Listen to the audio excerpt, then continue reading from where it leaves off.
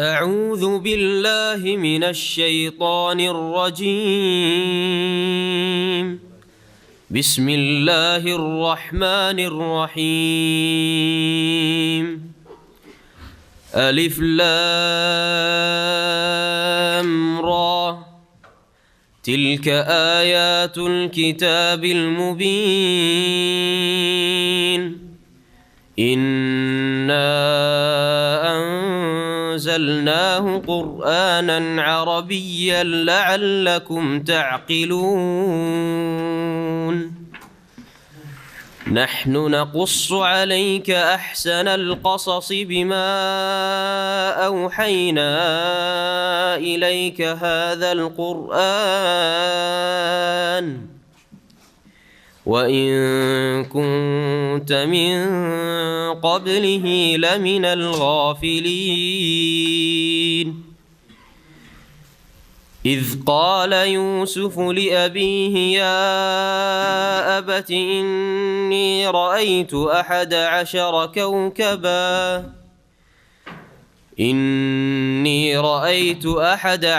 كوكبا والشمس والقمر رأيتهم لي ساجدين. قال يا بني لا تقصص رؤياك على إخوتك فيكيدوا لك كيدا إن الشيطان للإنسان عدو مبين. وكذلك يجتبيك ربك ويعلمك من تأويل الأحاديث ويتم نعمته عليك وعلى آل يعقوب كما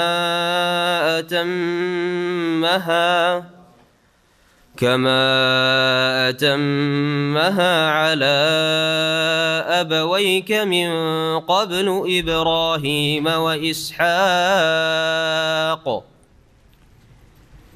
إن ربك عليم حكيم. لقد كان في يوسف وإخوته آيات للسائلين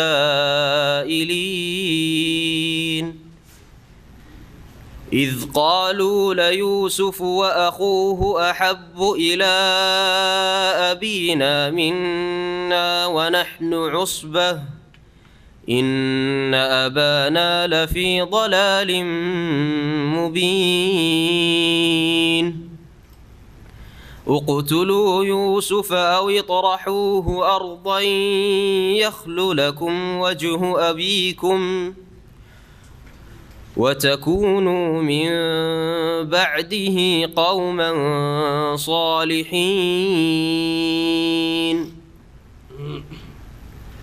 قالوا يا أبانا ما لك لا تأمنا على يوسف وإنا له لناصحون أرسله معنا غدا يرتع ويلعب وإنا له لحافظون. قال إني ليحزنني أن تذهبوا به وأخاف أن يأكله الذئب وأنتم عنه غافلون. قالوا لئن أكله الذئب ونحن عصبة إنا إذا لخاسرون. فلما ذهبوا به وأجمعوا أن يجعلوه في غيابة الجب وأوحينا إليه لتنبئنهم بأمرهم هذا وهم لا يشعرون. وجاءوا أباهم عشاء يبكون. قالوا يا أبانا إنا إنا ذهبنا نستبق وتركنا يوسف عند متاعنا فأكله الذئب وما أنت بمؤمن لنا ولو كنا صادقين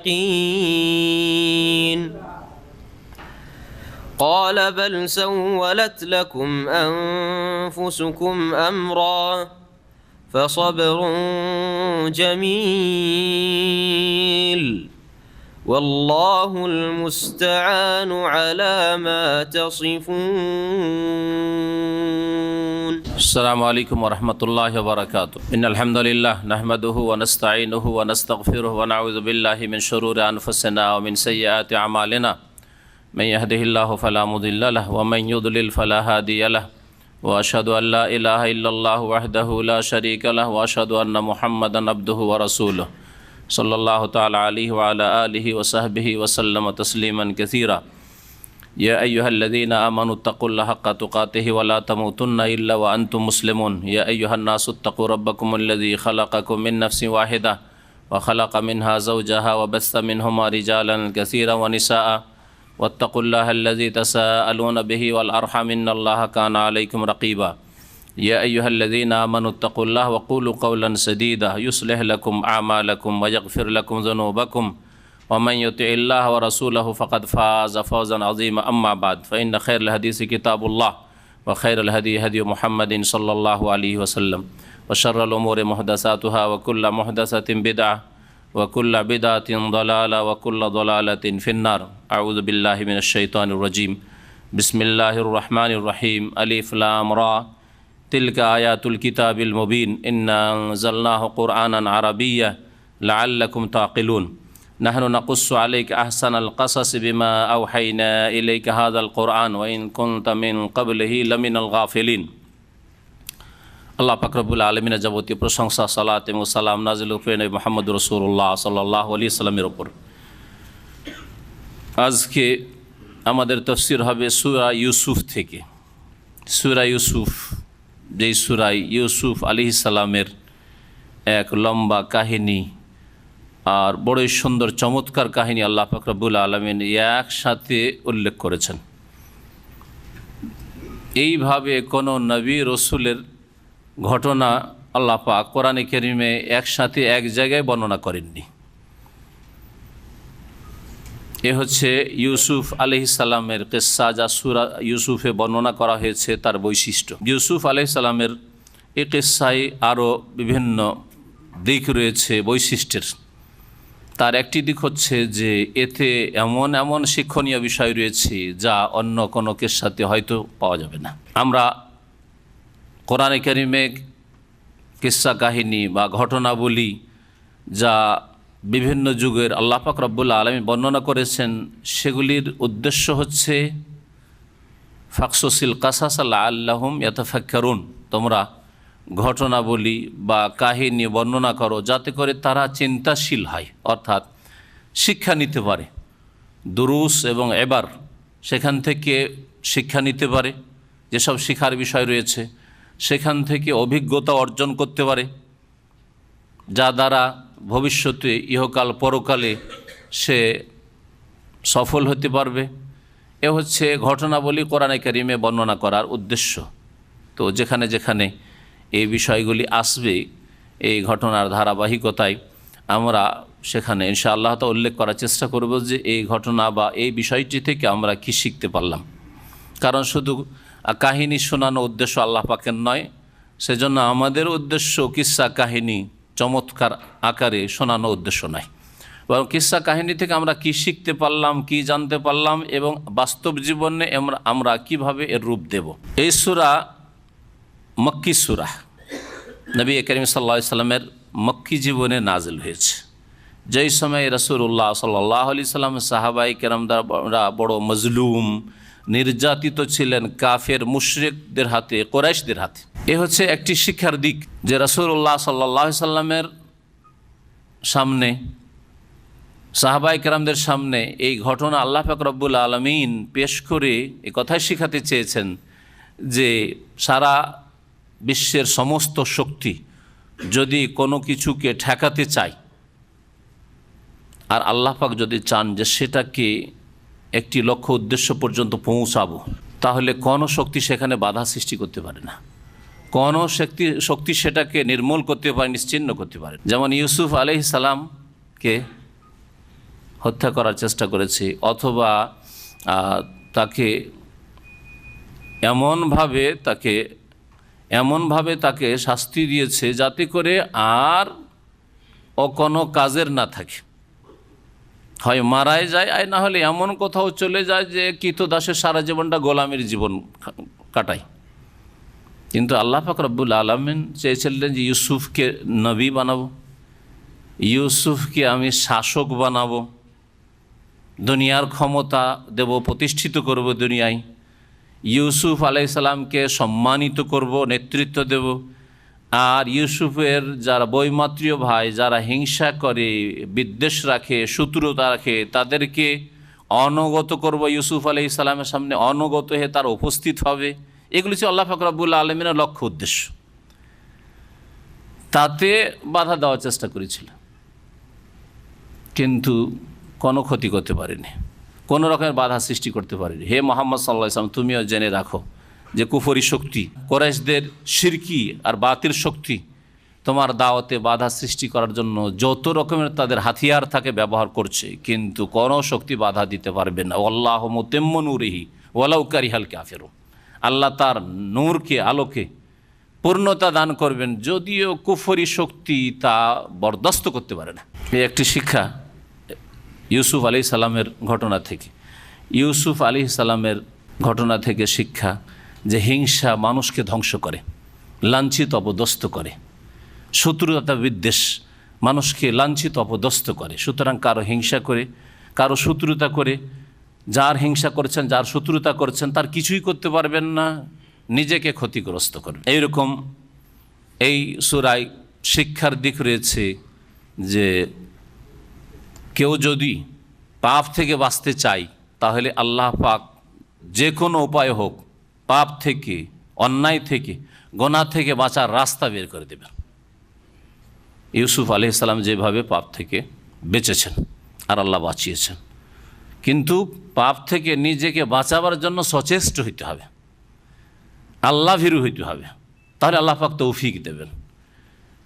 এতে এই শিক্ষা রয়েছে, কেউ যদি পাপে লিপ্ত করার জন্য সব রকমের চেষ্টা করে, তারপরেও পাপে লিপ্ত করতে পারবে না যদি আপনি পাপমুক্ত থাকতে চান, যদি আল্লাহকে ভয় করেন, পরকাল সম্পর্কে চিন্তাশীল হন। তাহলে এইরকম বহু শিক্ষা রয়েছে এই ঘটনাতে, যার ফলে এই ঘটনাকে আল্লাহ পাক রব্বুল আহসানুল কাসাস বলেছেন। নাহনু নাকুসু আলাইকা আহসানুল কাসাস, সবচাইতে উৎকৃষ্ট শ্রেষ্ঠ কাহিনী বর্ণনা করবো আল্লাহ বলছেন। যত কাহিনী রয়েছে, কিছু রয়েছে কাল্পনিক কাহিনী, উপন্যাস। কোরআনে কারিমে কোনো কাল্পনিক কাহিনী, গল্প বর্ণনা করা হয়নি। উপন্যাস নয় কোরআনে কারিম, উপকথা নয়। কোরআনে কারিমে যেসব ঘটনা ঘটেছে সেগুলি বর্ণনা করা হয়েছে। সূরা ইউসুফে 111টি আয়াত রয়েছে। সূরা ইউসুফের শানে নজুল সম্পর্কে মুফাসসিরিন কেরাম বর্ণনা করেছেন। তাফসির ইবনে জারিরে, যাকে তাফসির তাবারি বলা হয়, ইমাম ইবনে জারির তাবারির তাফসিরুন, তার সবচেয়ে প্রসিদ্ধ তাফসির, সবচাইতে বড় তাফসির। এই তাফসিরে আব্দুল্লাহ বিন আব্বাস রাদিয়াল্লাহু তাআলা আনহুমা থেকে বর্ণিত রয়েছে, কালু ইয়া রাসূলুল্লাহ, লোকেরা বলল, হে আল্লাহ রাসূল সাল্লাল্লাহু আলাইহি ওয়াসাল্লাম, লাউ কাসাসতা আলাইনা, যদি আমাদেরকে কোনো একটা কাহিনী শোনাইতেন, কোনো একটা ঘটনা শোনাতেন, যার থেকে আমরা কিছু শিখতাম। ঘটনা শোনার আকাঙ্ক্ষা করলেন সাহাবায়ে কেরামরা মক্কাতুল মুকাররমায়, কারণ ঘটনা বলি, কিস্সা কাহিনী যদি সুন্দর হয় তো মানুষের তাতে সময় কাটে, তার বিপদ আপদ থাকলে একটু হালকা হয়। হ্যাঁ, ঘটনা বলি শুনে সাহাবীরা এই আকাঙ্ক্ষা প্রকাশ করলেন যে আমাদেরকে যদি একটা কোনো ঘটনা শোনাতেন। তখন নাজিল হয়, ফানাজালাত নাহনু নাকুসু আলাইকা আহসানাল কাসাস, এই সূরা ইউসুফ নাজিল হয়। কোন তাফসীরকার শানে নজুল সামান্য ভিন্ন করে বর্ণনা করেছেন। তারা বলছেন যে মক্কার মুশরিকেরা সবসময় ইহুদিদের শরণাপন্ন হইতো, পরামর্শ নিত মুহাম্মদ সাল্লাল্লাহু আলাইহি সাল্লামের দাওয়াতকে ঠেকানোর জন্য। কোন তাফসীরকাররা বলেছেন শানে নজুলে যে মক্কার মুশরিকরা পরামর্শ নিত ইহুদিদের কাছে আগের কিতাবের জ্ঞান রয়েছে, তাওরাত ইনজিলে, তাদের কাছে পরামর্শ নিত মুহাম্মদ সাল্লাল্লাহু আলাইহি সাল্লামকে কেমন করে ঠেকাবো, তার মুখ কী করে বন্ধ করব, তার দাওয়াতকে কী করে প্রতিহত করব। তো ইহুদিরা শিখিয়ে দিত, পরামর্শ দিত, এটা জিজ্ঞেস করো, ওইটা জিজ্ঞেস করো। তার মধ্যে একটি পরামর্শ দিল তারা যে সে যদি সত্যি নবী হয় তাহলে নবীদের ঘটনা অবশ্যই বলতে পারবে। একটা খুব চমৎকার ঘটনা রয়েছে ইউসুফ আলাইহিস সালামের কিস্সা, হ্যাঁ, আর তার যে ভাইরা ছিল, বৈমাত্রীয় ভাইরা ছিল, তাদের কিস্সা, খুব চমৎকার কিস্সা রয়েছে। যাও তো জিজ্ঞেস করো তো মুহাম্মদকে সাল্লাল্লাহু আলাইহি ওয়াসাল্লাম, যদি বলতে পারে তাহলে ভালোই কথা, যদি না বলতে পারে তার জন্মে যে সে মৃত্যু। আল্লাহ পাক সূরা ইউসুফ নাযিল করে শুনিয়ে দিলেন ইউসুফ আলাইহিস সালামের কিস্সা। আল্লাহ পাক রব্বুল আলামিন ইরশাদ করছেন, আমরা শুরু করি তাফসীর। বিসমিল্লাহির রহমানির রহিম। আলিফ লাম রা তিলকা আয়াতুল কিতাবিল মুবিন। আলিফ লাম রা এগুলি হচ্ছে বিচ্ছিন্ন অক্ষর, কোরআনে কারীমের বেশ কিছু সূরার শুরুতে রয়েছে। কোন সূরা শুরুতে একটি রয়েছে, যেমন কাফ ওয়াল কোরআনিল মাজিদ, নুন ওয়াল কলম। আর কোনটিতে রয়েছে দুইটি, যেমন ইয়াসিন, হামিম। কোন এতে রয়েছে, সূরার শুরুতে রয়েছে 3 অক্ষর বিশিষ্ট বিচ্ছিন্ন অক্ষর, যেমন আলিফ লাম রা, বা সূরা বাকারা আলিফ লাম মিম, এরকম ইত্যাদি। আর তারপরে 4 অক্ষর বিশিষ্ট আছে, হ্যাঁ, যেমন 5 কাফ হা ইয়া আইন সদ, 4 অক্ষর বিশিষ্ট রয়েছে। তো এই অক্ষরগুলি আল্লাহ পাক রব্বুল আলামিন কোরআনে কারীমের বিভিন্ন সূরার শুরুতে নাজিল করেছেন। এগুলির অর্থ সাহাবারাও জিজ্ঞেস করেননি, রাসূলুল্লাহ সাল্লাল্লাহু আলাইহি ওয়াসাল্লাম বলে দেননি। এ সম্পর্কে নানা ভাষা, নানা মত রয়েছে মুফাসসিরিনদের। তার মধ্যে এসবের অর্থ বের করা বা এগুলিকে শর্ট ফর্ম মনে করা, হ্যাঁ, শর্ট ফর্ম মনে করা, এগুলি ভুল, অপব্যাখ্যা। এগুলি কোনো কিছুর সংকেত মনে করা, যেমন আলিফ সংকেত আল্লাহর দিকে, লাম সংকেত জিবরিলের দিকে, আর মিম সংকেত মুহাম্মদের দিকে, হ্যাঁ, এগুলি ভ্রান্ত কথা, ভুল কথা। যে কোনো মুফাসসিরি বলুক না, একেবারে মিথ্যা কথা, ভুল কথা, ভুয়া কথা। এইরকমই তাহা, ইয়াসিন, এগুলি মুহাম্মদ সাল্লাল্লাহু আলাইহি ওয়াসাল্লামের নাম, এগুলিও ভুয়া কথা, জাল কথা। অনেক আমাদের দেশে খুব মশহুর রয়েছে যে তাহা আর ইয়াসিন এগুলি কার নাম? মুহাম্মদ সাল্লাল্লাহু আলাইহি ওয়াসাল্লামের নাম। এগুলিও ভুয়া, জাল কথা। এই অক্ষরগুলির উদ্দেশ্য হচ্ছে যে এই অক্ষরগুলি দ্বারা চ্যালেঞ্জ করা হয়েছে আরব জাতিকে। এই একটি উক্তি রয়েছে, এটা বলা যেতে পারে যে এই অক্ষরগুলি দিয়েই কোরআনে কারীম আল্লাহ পাক নাযিল করেছেন, নতুন কোনো অক্ষর না। যে অক্ষরগুলি তোমরা জানো আলিফ থেকে ইয়া পর্যন্ত, সেই অক্ষরগুলি এই কোরআনে কারীমে রয়েছে, ওর অতিরিক্ত কোনো অক্ষর নাই। কোরআনে কারীম যদি আল্লাহ পাকের বাণী, আল্লাহ পাকের কালাম মানতে অস্বীকার করো, তাহলে তোমরা এই চ্যালেঞ্জ গ্রহণ করো এবং এই রকম বাণী তৈরি করে নিয়ে এসো, অলঙ্কারপূর্ণ, অর্থপূর্ণ আর সত্য ঘটনা এইরকম তৈরি করে নিয়ে আসো। সেই চ্যালেঞ্জে তারা হার মেনেছে। তারপরে আর একটি উক্তি রয়েছে তার মধ্যে, যেটা বলা যেতে পারে, যেটা এর আগেও বলেছে, আবার এখানে বলে দিচ্ছি, সেটা হচ্ছে যে নতুন ভঙ্গিমাতে কোনো কিছু যদি পেশ করা হয় তাহলে সেটা আকর্ষণীয় হয়। প্রতিদিনই একই রকমের রুটিন যদি চলে তো রুটিনে কি হয়, বিরক্তি চলে আসে মানুষের। প্রতিদিন আপনার যদি বাড়িতে রুটিন থাকে যে সকালে নাস্তা একই রকমের নাস্তা, দুপুরে খাবার তরকারি একই রকমের, রাত্রে একই রকমের, ডেইলি একই রকমের, বিরক্তি চলে আসবে। কিন্তু নতুন যদি ডাউন কোয়ালিটির খাবার হয় তো ভালো লাগবে, ঠিক না? নতুনটা ভালো লাগে মানুষের, এটা স্বভাব। কুল্লু জাদিদিন লাযীজুন, প্রত্যেক নতুন জিনিস হচ্ছে টেস্টি, সুস্বাদু। তো আরবরা যেইভাবে তাদের বাকভঙ্গিমা তাদের ছিল বা কথা বলতো তার থেকে ভিন্ন, তাদের যে শের শায়রি ছিল, কাব্য রচনা ছিল, তার চাইতে ভিন্ন করে আল্লাহ পাক রব্বুল আলামিন কোরআনে কারীমে বেশ কিছু সূরার পূর্বে আলিফ লাম রা, নতুন ভঙ্গিমা। আর কি বলা হচ্ছে, কি বলা হচ্ছে? সজাগ, কান খাড়া হয়ে গেছে শোনার জন্য, প্রস্তুত শোনার জন্য। তখন বলা হচ্ছে, তখন বাকি কোরআনে কারীমে যে কথা আল্লাহ বলতে চাইছেন সেগুলি বলা হয় যাতে করে সজাগ হয়ে যায়। যদি আপনাদেরকে এক্ষুনি বলা হয় যে আপনাদেরকে একটা এমন কথা শোনাবো যে কথা জীবনেও শোনেননি, সবার ঘুম ভেঙে যাবে। ছিলেন না, মোবাইল নিয়ে ব্যস্ত ছিলেন, সব ছেড়ে দিয়েছেন, কিন্তু তার যতক্ষণ না শোনাবো তাকাইতে থাকবেন যে কখন শুনবো, কখন শুনবো। এমন একটি খবর শোনাবো আপনাদেরকে, এমন একটি সুসংবাদ শোনাবো যা আপনারা শোনেন নাই। সবাই কল্পনা জল্পনার জগতে দৌড়াদৌড়ি ছোটাছুটি করছে যে কী যে শোনাবে, মনে হয় দেশের কোনো সুখবর আছে, ভিসার কোনো সুখবর আছে ইত্যাদি, তাই না? তো নতুন ভঙ্গিমাতে আল্লাহ পাক বলছেন যাতে করে আকর্ষণ হয়, হ্যাঁ, সজাগ হয় সামেইন শ্রোতা। আল্লাহ পাক রব্বানা বলছেন আলিফ লাম রা তিলকা আয়াতুল কিতাবুল মুবিন, এগুলি হচ্ছে স্পষ্টকারী গ্রন্থের আয়াতসমূহ। এমন গ্রন্থের আয়াত যা শুধু সুস্পষ্ট নয়, নিজেও সুস্পষ্ট এবং সুন্দরভাবে কি করে, স্পষ্ট করে। আল বাইয়িন, বাইয়িন মানে সুস্পষ্ট, স্পষ্ট, আর মুবিন মানে যে স্পষ্ট তার সাথে সাথে স্পষ্ট করতে পারে। তো এমন এক কিতাব, এমন এক গ্রন্থ কোরআন কারীম যা স্পষ্ট ভাষায় সব কথাই বর্ণনা করেছে, যাতে কোনো অস্পষ্টতা নেই, যাতে কোনো রকমের জটিলতা নেই, যা বোঝার ক্ষেত্রে এমন কোনো মুশকিল নেই যে বোধগম্য নয়, বরং কোরআন কারীমের সবচেয়ে সহজ। ওয়ালাকাদ ইয়াসসারনাল কোরআনা লিযিকর, আল্লাহ সূরা আল কামারে বলছেন নিঃসন্দেহে কোরআনকে উপদেশ নেয়ার জন্য সহজ করে দিয়েছি, সহজ করে দিয়েছি। ফাহাল মিল মুদ্দাকির, আছে কি কেউ উপদেশ নেয়ার, আছে কি কেউ উপদেশ গ্রহণ করার, উপদেশ নেবে? কোরআন সহজ আল্লাহ বলছেন, হ্যাঁ, কোরআনকে আল্লাহ মুবিন বলছেন। আর মুকাল্লিদগণ কি বলছেন শুনেছেন? যে কোরআন বোঝার চারটি কথা, কোরআন বোঝার জন্য 22 রকমের এলেম লাগে, না ওর বেশি বলে দাও, হ্যাঁ, 18, 20, কেউ 22, হ্যাঁ, 22 রকমের এলেম লাগে। এমনি কোরআন বোঝা যায়? যে কোরআন বুঝে নেবেন স্কুল কলেজ পড়ে আপনি, আর ইসলামিক সেন্টারে কিছু শিখে? হাদিস বোঝা, হাদিস কি করে বুঝবেন? না শেখ মানুষ সহি জয়ী, নিজেরাও সহি জয়ী বুঝে না, অন্যদেরকে আবার সহি জয়ী বলতে আসে, হ্যাঁ, নিজেরা কি বুঝে সহি জয়ী? কিছুই বুঝে না ওরা।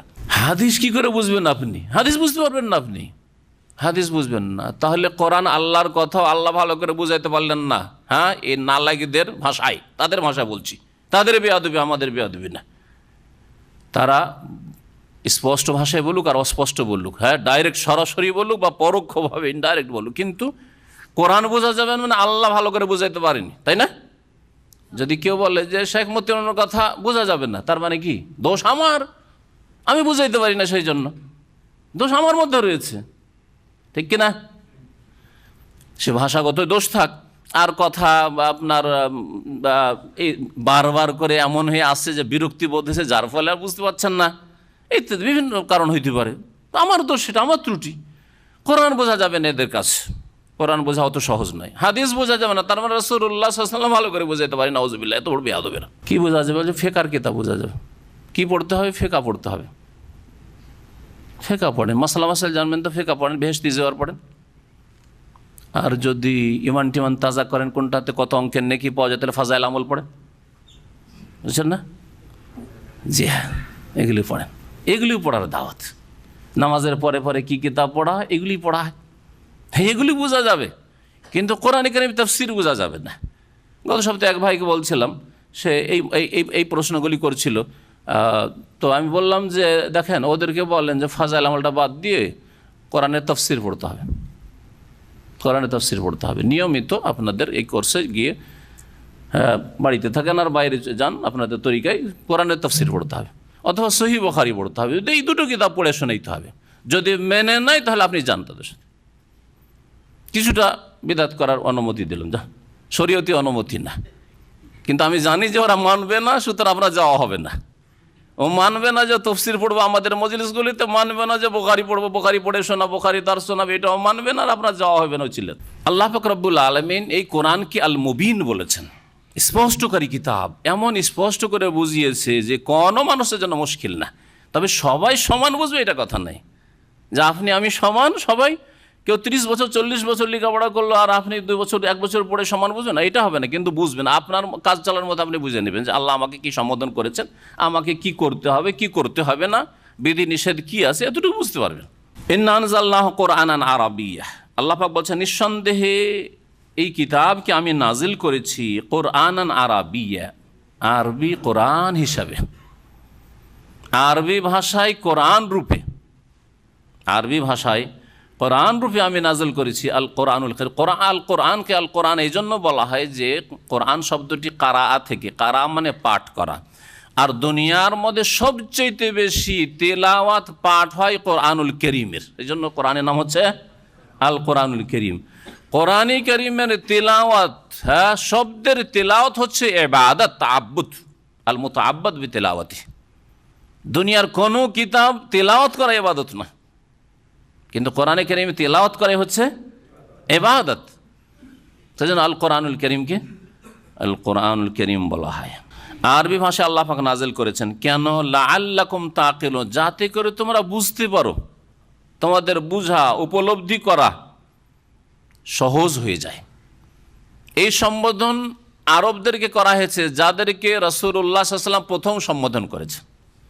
রাসূলুল্লাহ সাল্লাল্লাহু আলাইহি ওয়াসাল্লামের দাওয়াত তাদের মধ্যেই সীমিত নয়, কিন্তু রাসূলুল্লাহ সাল্লাল্লাহু আলাইহি ওয়াসাল্লামের তৌহিদের দাওয়াত, ইসলামের দাওয়াত, ঈমানের দাওয়াত প্রথম আল্লাহ পাক তাকে পাঠিয়েছিলেন দেওয়ার জন্য আরবদেরকে লিতুনজিরা উম্মাল কুরা ওয়া মান হাওলাহ। আল্লাহ পাক কোরআনে কারীমে আরেকটি আয়াতে বলছেন, যাতে করে তুমি সতর্ক সাবধান করো, দিন ইসলামের দিকে দাওয়াত দাও, উম্মাল কুরা মক্কার অধিবাসীদেরকে, ওয়া হাওলাহা ওর চারপাশে যারা বসবাস করে তাদেরকে, আরব জগৎকে। তো প্রথম সম্বোধন তাদেরকে করা হয়েছে। আর রাসূলুল্লাহ সাল্লাল্লাহু আলাইহি ওয়াসাল্লামের দাওয়াত সারা বিশ্বের মানুষের জন্য। এই মর্মে অনেকগুলি কোরআনে কারীম আয়াত রয়েছে। মাঝে মাঝে ওই আয়াতগুলি শুনে, ওমা আরসালনাকা ইল্লা রাহমাতান লিল আলামিন, বিশ্বজাহানের জন্য রহমত করে আল্লাহ। এই কথা বলেন আরবদের জন্য রহমত, কুরাইশদের জন্য রহমত, এই কথা তো বলা হয়নি, তাই না? ওমা আরসালনাকা ইল্লা কাফাতান লিন্নাস, সমস্ত মানুষের জন্য। কুল, হে নবী বলে দাও মানুষকে ঘোষণা করে, ইয়া আইয়ুহান নাস, হে মানব সকল। ইয়া আইয়ুহান নাস বলা হয়েছে, ইয়া আইয়ুহাল মুমিনুন না, হ্যাঁ, ইয়া আইয়ুহাল্লাযিনা আমানু, ইয়া আইয়ুহান নাস, হে মানব সকল। ইয়াহুদি, নাসারা, হ্যাঁ, মজুস, হ্যাঁ, সমস্ত মানুষকে, হিন্দু, সমস্ত মানুষকে আল্লাহ সম্বোধন করেছেন। আদম সন্তানকে, ইন্নী রাসূলুল্লাহ ইলাইকুম, আমি তোমাদের জন্য রাসূল। ইলাইকুম বলা যথেষ্ট ছিল, জামিআন, তোমাদের সকলের জন্য রাসূল, সকলের জন্য। কিন্তু প্রথম যেখানে রাসূলুল্লাহ সাল্লাল্লাহু আলাইহি সাল্লাম পয়দা হয়েছেন সেখানকার লোকদেরকে দাওয়াত দিতে বলা হয়েছে। তাদের ভাষাভাষী করে আল্লাহ পাক নবীকে পাঠিয়েছেন। এর দ্বারা বোঝা গেল যে আপনি যেখানে থাকবেন সেখানকার ভাষায় আপনি তাদেরকে সম্বোধন করবেন। সেটা আপনার সাধারণ ওয়াজ মাহফিলের বক্তব্য হোক, অথবা জুমা মসজিদের খুতবার বক্তব্য হোক, খেতাব হোক, অথবা ঈদের খুতবার বক্তব্য হোক, আপনার খেতাব হবে, অ্যাড্রেস হবে, সম্বোধন হবে কোন ভাষায়? যেই ভাষা ওখানকার লোকেরা বুঝে। আরবি ভাষা সুদূর বাংলাদেশে গিয়ে, আর জাপানে গিয়ে, আর চাইনায় গিয়ে, আর কেরালায় গিয়ে, হ্যাঁ, আপনি ওখানে পাকিস্তানে গিয়ে আপনি বলবো আরবি ভাষায় জুমার খুতবা চলবে, অন্য ভাষায় চলবে না। গত সপ্তাহে এক বিদাতির বক্তব্য শুনছে, কবিরা গুনাহ হয়ে যাবে। যদি কেউ আরবি ছাড়া অন্য ভাষায় খুতবা দিয়ে দেয় তাহলে কি হয়ে যাবে? কবিরা গুনাহ হয়ে যাবে।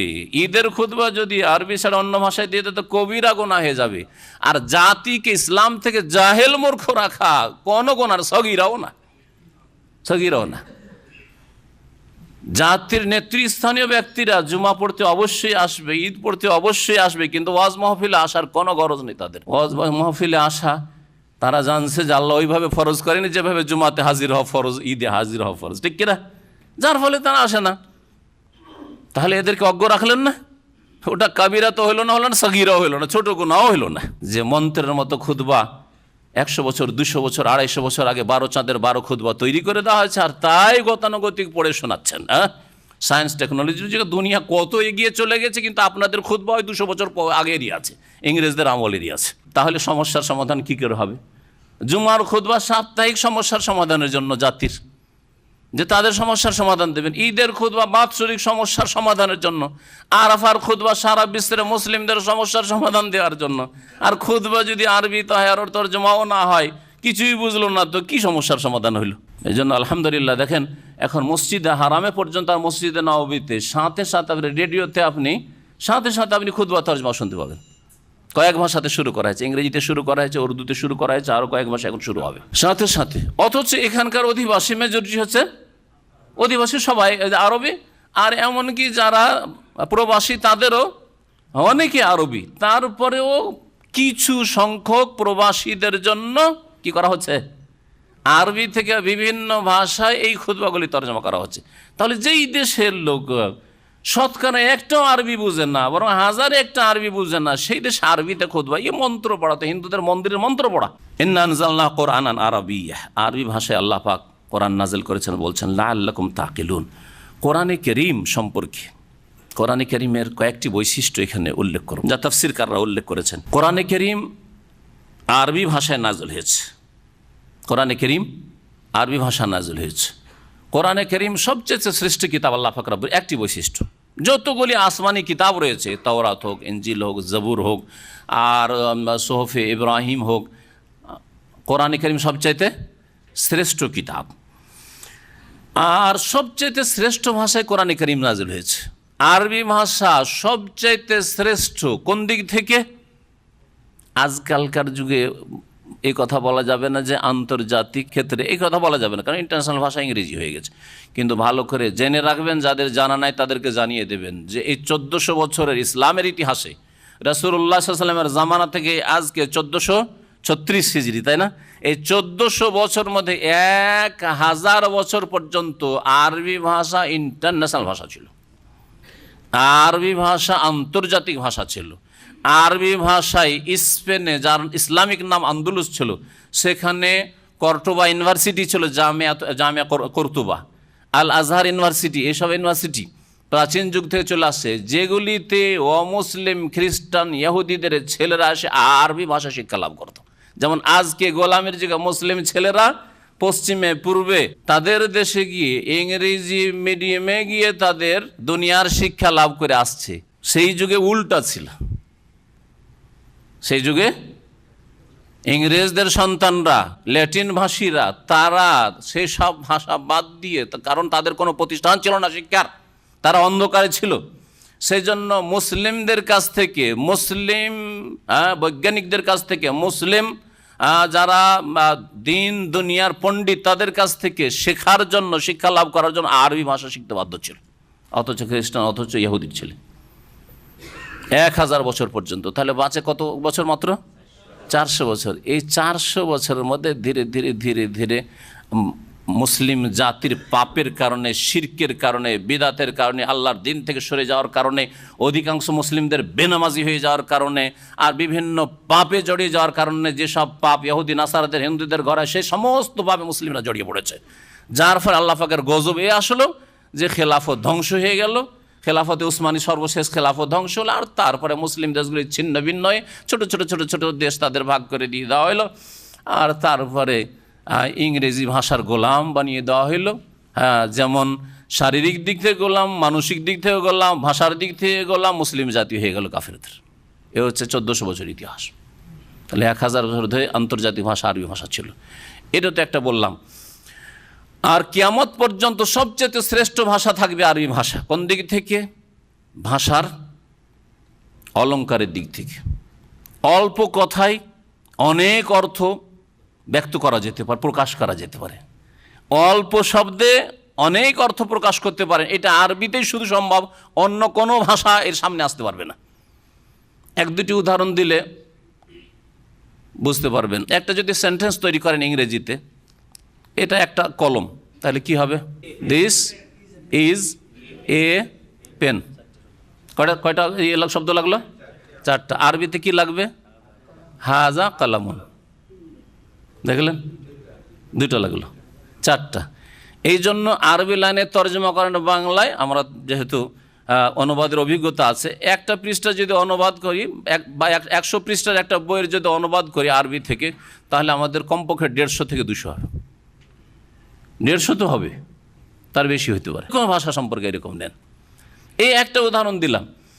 তাহলে কোরআনে কারীম যে আরবি ভাষায়, আর কোরআনে কারীম সবচেয়ে শ্রেষ্ঠ কিতাব, আর সবচেয়ে শ্রেষ্ঠ ভাষায় কোরআনে কারীম নাজিল হয়েছে। 2 নম্বর বৈশিষ্ট্য। 3 নম্বর বৈশিষ্ট্য, সবচেয়ে শ্রেষ্ঠ রাসূলের উপর নাজিল হয়েছে। সৈয়দুল মুরসালিন খাতামুন নবীন মুহাম্মদ রাসূলুল্লাহ সাল্লাল্লাহু আলাইহি সাল্লামের উপর নাজিল হয়েছে। সমস্ত রাসূলদের সেরা তিনি। তারপরে সবচাইতে শ্রেষ্ঠ দূতের মাধ্যমে নাজিল হয়েছে। সবচাইতে শ্রেষ্ঠ ফেরেশতার মাধ্যমে নাজিল হয়েছে। তিনি কে? জিবরিল আমিন আলাইহিস সালাতু ওয়াস সালাম, তার মাধ্যমে নাজিল হয়েছে। তিনি নিয়ে এসেছেন। নাজালা বিহি রুহুল আমিন, বিশ্বস্ত আত্মা রুহুল আমিন, রুহুল কুদুস, তিনি কোরআনে কারীম নিয়ে আসতেন। আর কোন জায়গায় নাযিল হয়েছে?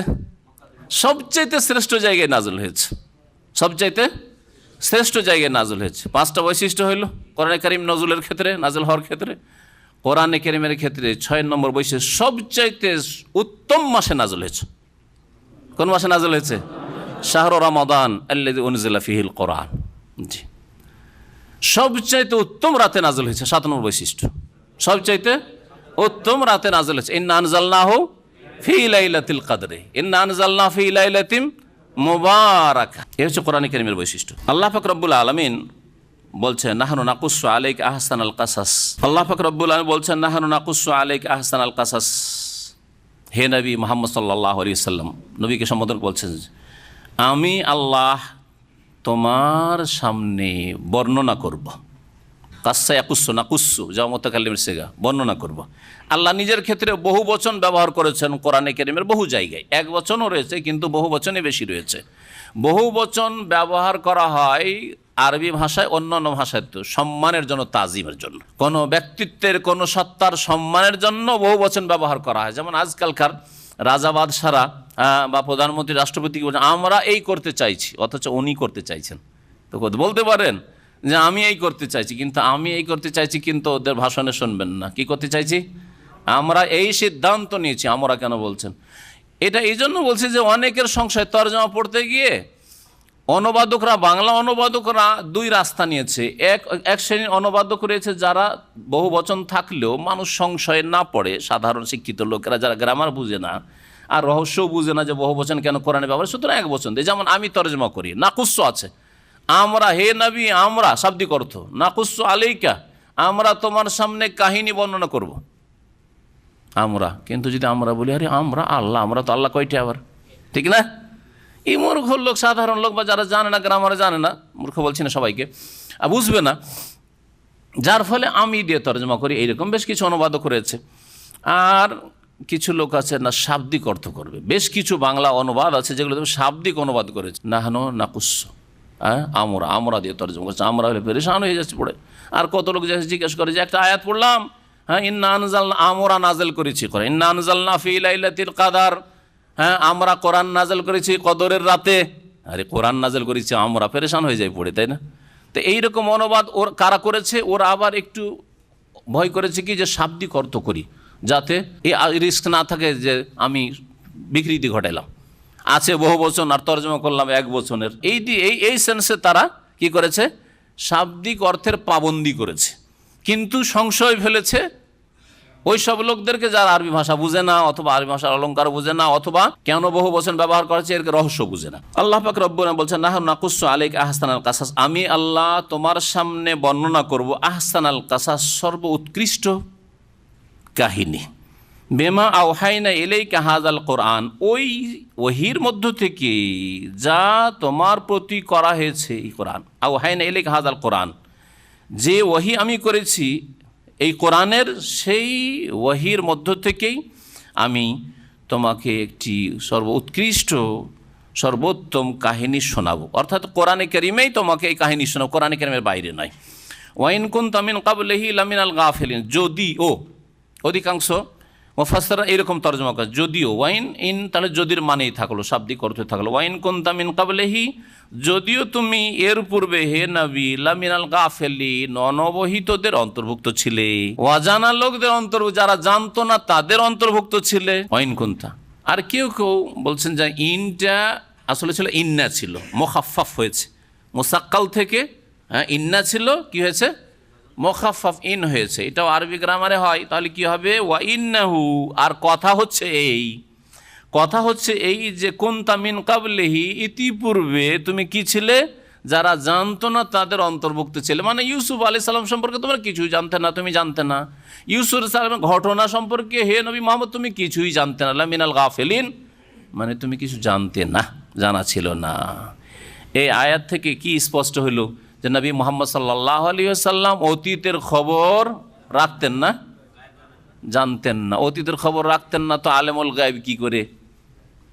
আলেমুল গায়ব কাকে বলা হয়? যিনি অদৃশ্যের সব খবর রাখেন। কিন্তু বেরেলভী ফিরকা তারা বলে নবী করিম সাল্লাল্লাহু আলাইহি ওয়াসাল্লাম কি আলেমুল গায়েব। আর যদি কেউ নবীকে আলেমুল গায়েব না বলে তাহলে সে ওয়াহাবি, সে হচ্ছে গোস্তাখে রসুল, রসুল্লাহ কি বেয়াদব। অথচ বেয়াদব কে যে বলছে ইয়া রাসূলুল্লাহ আপনার কথা তো হাদিস তো আমরা বুঝি না, ইয়া রাসূলুল্লাহ আল্লাহর কথা তো আমরা বেশি ভালো করে বুঝি না। কার কথা বুঝে? বলছে ফেকার কথা বুঝি, কদিরের কথা, বেকায়ের কথা খুব বুঝি, ঠিক না? ওরা খুব আদব করলো, তাই না? নবী সাল্লাল্লাহু আলাইহি সাল্লামকে যেখানে আল্লাহ পজিশন দিয়েছেন সেখান থেকে নিচে নামানো যেমন ইমানের জন্য ঝুঁকি রয়েছে, ইমান চলে যেতে আমার ওপরে উঠালো ইমান চলে যাবে, বরং ওপরে উঠার গুমরাহিটা বেশি মারাত্মক। নিচে নামায় কারা? যারা বেদিন, পরকাল সম্পর্কে চিন্তাশীল নয়, তারা ধর্মের নামে কিন্তু নিচে নামায় না। বিধর্মী, হ্যাঁ, নাস্তিক, হ্যাঁ, ইত্যাদি, মানবরচিত বিধানে বিশ্বাসী, কোরআনে বিশ্বাসী নয়, ইত্যাদি, ওহীতে বিশ্বাসী নয়, হ্যাঁ, আল্লাহ পরকালে বিশ্বাসী নয়, কবরের জীবনে বিশ্বাসী নয় হয়তো, অথবা গাফেল, ফাসেক, বেনামাজি, হ্যাঁ, পাপিষ্ট, ওরা নবী সাল্লাল্লাহু আলাইহি সাল্লামের অনুসরণ করা উচিত, আনুগত্য করা উচিত, তারা করে না, ঠিক না? বা আংশিক করে, আংশিক করে না, কিছু করে, কিছু করে না। আর বাড়াবাড়ি কারা করে? উপরে উঠায় কারা? ধর্মের নামে কিন্তু উপরে উঠায়, বিধর্মিতার নামে নবীকে উপরে উঠায়। যেখানে আল্লাহ পাক তাকে মর্তবা দিয়েছেন, মর্যাদা দিয়েছে, সেখান থেকে উপরে কারা উঠায়? যারা ধর্মের নামে গুমরাহ হয়েছে। আর ধর্মের নামে কেউ গুমরাহ হলে ওকে হেদায়েত করা বেশি জটিল। একটা বেনামাজিকে নামাজি বানানো আর একটা কবর পূজারীকে কবর পূজার মুক্ত করা, হ্যাঁ, তৌহিদবাদী করা, দুটো দাওয়াত দিতে লাগেন, কোনটা তাড়াতাড়ি করতে পারবেন দেখে নেন, পরীক্ষা করে বুঝতে পারবেন। বেনামাজিকে একটা লোক মদ খায়, একটা লোক বিভিন্ন পাপে জড়িয়ে আছে, জুয়াতে, হারাম খাওয়ায়, সুদ খাওয়ায় জড়িয়ে আছে, তাকে ইমানের দিকে নিয়ে, ইসলামের দিকে নিয়ে আসা অনেক সহজ। কারণ সে ভালো করে, একটা চোরকে, একটা ডাকাতকে ভালো করে জানে যে এই কাজগুলি ভালো করছে না, হারাম কাজ করছে। কিন্তু একজন লোক শিরিক করে, কবর মাজার পূজা করে, হ্যাঁ, অথবা মিলাদ করে, মিলাদের বিদাত করে, ইত্যাদি বিভিন্ন রকমের বিদাত করে, বলে যে এগুলি বিদাত, এগুলো শিরক, এগুলি ইসলামের নাই। বলতে যে তুমি ইসলাম জানো না, তুমি ইসলাম জানো, তুমি ওয়াহাবি, ঠিক না? আমি ঠিক ইসলাম জানি, আমরা সঠিক ইসলাম পালন করছি, বলবে না? বলবে না? কারণ ও জানছে যে আমি যে রাস্তা আছি ঠিক রাস্তায় আছি। কিন্তু চোর ডাকাত জানছে, আর সুদখোর জানছে আমি ভুল রাস্তায় আছি, ও বুঝতে পারছে যে আমার রাস্তাটাই ভুল আছে। কি বলতে গিয়ে এতদূর পৌঁছিলাম? হ্যাঁ, বলেন। নবী করিম সাল্লাল্লাহু আলাইহি ওয়াসাল্লাম আলেমুল গায়েব ছিলেন না, অদৃশ্যের খবর রাখতেন না। কতটা রাখতেন? যতটা তাকে জানিয়ে দেওয়া হইতো। ইউসুফ আলাইহিস সালামের ঘটনা যখন জানিয়ে দেওয়া হলো, তখন আর গায়েব গায়েব থাকলো, নবী সাল্লাল্লাহু আলাইহি ওয়াসাল্লাম তখন জেনে ফেললেন, আল্লাহ জানিয়ে দিলেন। নবী সাল্লাল্লাহু আলাইহি ওয়াসাল্লাম সাহাবায়ে কেরামদেরকে জানিয়ে দিয়েছেন, গোপন রাখেন। আর গায়েব, আলেমুল গায়েব বা গায়েব জানা মানে হচ্ছে গায়েবের কি চাবি নিজের হাতে থাকা, যখন ইচ্ছা তখন আমি পর্দা খুলে দেবো, কাশফ হয়ে যাওয়া, আর জেনে নেবো। কাশফ হওয়া মানে উন্মুক্ত হয়ে যাওয়া। যে কাশফের বিদাত আবার শুধু বেরেলবিদের মধ্যে না, অন্য ওই বেরেলবিদের ভাইদের মধ্যেও রয়েছে, ওদের যারা ভাই পাশাপাশি বাস করে তাদের মধ্যেও রয়েছে। কথা বুঝছেন না? পার্থক্য কি? যে বেরেলবি বলবে যে নবী আলেমুল গায়েব, আর এরা বলে নবী আলেমুল গায়েব না। আর বেরেলবিরা ওদের ভুল এখানেই ধরেছে, যে নবী আলেমুল গায়েব না, নবী হাজির নাজির না, আর নবী মুখতারিকুল না। আর তাদের বুজুর্গানে দিন, গাঙ্গুহি সাহেব, মক্কি সাহেব, আর অমুক সাহেব, তমুক সাহেব বলছে হ্যাঁ তারা জানিতেন গায়েব। শাহজালাল জানতে পারে, ইবনে বতুতা এসে আসামের জঙ্গলে হারিয়ে গেছে, এই কিস্সা আছে। নবী জানতে পারেন না, কিন্তু শাহজালাল জেনে নিল। কথা বুঝতে পারছেন আমার? এই ভুলটাই ধরেছে বেরেলবিরা ওর ভাইদের, যে ভাইদের সাথে তাদের দ্বিমত হয়েছে। আবার গিয়ে কিছু কিছু ক্ষেত্রে ভাই আবার একমত, মযহাব মানা ফরজ, এই ক্ষেত্রে একমত। ওদেরও যেই নাম, যে মযহাব, ওই তারা ওই মযহাবের দাবিদার। কিন্তু এখানে গিয়ে একদল বলছে নবী আলেমুল গায়েব হাজির না, আর বলছে নবী আলেমুল গায়েব হাজির না। একদল বলছে কিয়াম করতে, একদল বলছে না কিয়াম করতে হবে না। বেরেলবি বলছে ঠিক আছে, নবীকে আলেমুল গায়েব মানলে না ভালো কথা, তো কাউকে মানিও না, বা তোমাদের বুজরুগানের দিন কেমন করে আলেমুল গায়েব হয়ে গেল? ও আবার কি করে জানতে পারলো যে জিদ্দা যাচ্ছিল হাজী সাহেবরা, যেতে যেতে এখন জাপানি জাহাজ ডুবছে? এ সমুদ্রের খবর কি করে জানলো? মোবাইল ছিল যে সমুদ্র থেকে টেলিফোন আসছে যে আমরা ডুবতে যাচ্ছি, তাড়াতাড়ি উদ্ধার করো। তো কি করে জানলো গাঙ্গুই সাহেব বা মহাজের মাক্কি সাহেব যে জাহাজ ডুবতে যাচ্ছে? আর দৌড় দিয়ে উড়ে ছুটে গেলেন, আর ছুটে গিয়ে একটা দিলেন ধাক্কা দিয়ে একবার জিদ্দার কিনারে লাগিয়ে দিলেন জাহাজকে, আর সহি সালামত হাজী সাহেবরা বেঁচে গেল। তা আলেমুল গায়েব হলেন না তারা? আমার কথা বুঝতে পারছেন না? পারছেন না? হ্যাঁ। তো যদি রসুল সম্পর্কে আলেমুল গায়েবের আকিদা রাখা শিরকি আকিদা হয়, তাহলে অন্যের সম্পর্কে যে তারা আলেমুল গায়েব হয়ে যেতে পারে, তাদের সামনে কাশফ হয়ে যেতে পারে, জেনে নিতে পারে, অদৃশ্যের খবর জেনে নিতে পারে, এটা তো আরো বড় শিরক। এতে কোনো সন্দেহ নাই। এই হচ্ছে তৌহিদের দাওয়াত, আর এই হচ্ছে সুন্নতের দাওয়াত, এই হচ্ছে রাসূলুল্লাহ সাল্লাল্লাহু আলাইহি ওয়াসাল্লামের দাওয়াত, এই হচ্ছে সাহাবায়ে কেরামদের দাওয়াত, সালাফে সালেহিনের দাওয়াত, এই হচ্ছে আইম্মায়ে আরবা ইমাম আবু হানিফা, শাফিঈ, মালিক, আহমদের দাওয়াত, মুহাদ্দিসিনে কেরামদের দাওয়াত। এটা হচ্ছে দিন, যে আল্লাহ ছাড়া কেউ আলিমুল গায়ব নন, আল্লাহ ছাড়া কেউ আলিমুল গায়ব নন। আর আম্বিয়া রসুলগণের কাছে ওহী এসছে, নবী রসুলদের কাছে ওহীর মাধ্যমে তো কিছু গায়ব এসছে। নবী করিম সাল্লাল্লাহু আলাইহি ওয়াসাল্লাম উম্মত চাইতে অনেক বেশি জানতেন। লাউ কুনতুম তা'লামুনা মা আ'লামু লাযাহিকতুম কালিলা ওয়া লাবাকাইতুম কাসীরা। নবী সাল্লাল্লাহু আলাইহি ওয়াসাল্লাম বলছেন যে আমি যা জানি তা যদি তোমরা ওইভাবেই জানতে, তাহলে তোমরা হাসতে কম, কাঁদতে বেশি। তার বোঝা গেল যে নবী আমাদের চাইতে, ইমাম আবু হানিফা, শাফিঈ, মালিক, আহমদ, আবু বকর, ওমর সবার চাইতে বেশি জানতেন না জানতেন না? সবার চাইতে বেশি জানতেন, এতে কোনো সন্দেহ নেই। কিন্তু তার কাছে গায়বের চাবি আছে, সবগুলি জেনে নেব, এই ক্ষমতা ছিল না। এটা কার ক্ষমতা? একমাত্র আল্লাহ পাকের ক্ষমতা। যে আলিমুল গায়বি ফালা ইউযহিরু আলা গায়বি আহাদা ইল্লা মান ইরতাদা মিন রাসূল। তবে যেই রাসূলকে মনোনীত করেছেন গায়ব থেকে, আল্লাহ পাক কিছু জানিয়েছেন। গায়বের ঘটনা, ইউসুফ আলাইহিস সালামের ঘটনা, প্রাচীন যুগের ঘটনা আল্লাহ পাক জানিয়েছেন, সেজন্য জানতে পেরেছেন। এইরকমই যুলকারনাইনের ঘটনা, আসহাবে কাহফের ঘটনা, মুসা আর খাজিরের ঘটনা, ইত্যাদি ইত্যাদি, মুসা আলাইহিস সালামের গাভী জবাইয়ের ঘটনা, ফেরাউনের ঘটনা, আল্লাহ পাক এইরকমই জান্নাত, জাহান্নাম, আখিরাত, দাজ্জাল যেসব গায়ব রয়েছে আল্লাহ পাক নবী সাল্লাল্লাহু আলাইহি ওয়াসাল্লামকে জানিয়েছেন।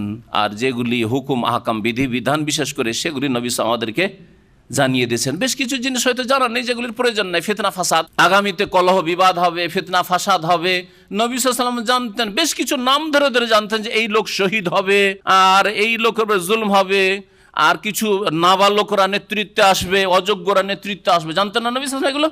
বেশ কিছু জিনিস জানতেন, কিন্তু এইগুলি ওইভাবে বিস্তারিত জানাবার প্রয়োজন। এগুলির সাথে ইসলামী জীবনের কোনো সম্পর্ক নেই, আকীদার সম্পর্ক নেই, ইবাদতেরও সম্পর্ক নেই, আখলাক, চরিত্র, হালাল হারামের সম্পর্ক নেই। সেই জন্য অনেক কিছু হয়তো গোপন রেখেছেন রাসূলুল্লাহ সাল্লাল্লাহু আলাইহি ওয়াসাল্লাম। কিন্তু সব কথাই জানিয়ে দেওয়া হয়েছে, বা সব কথাতে ক্ষমতা ছিল, এটা হচ্ছে শিরকি আকীদা।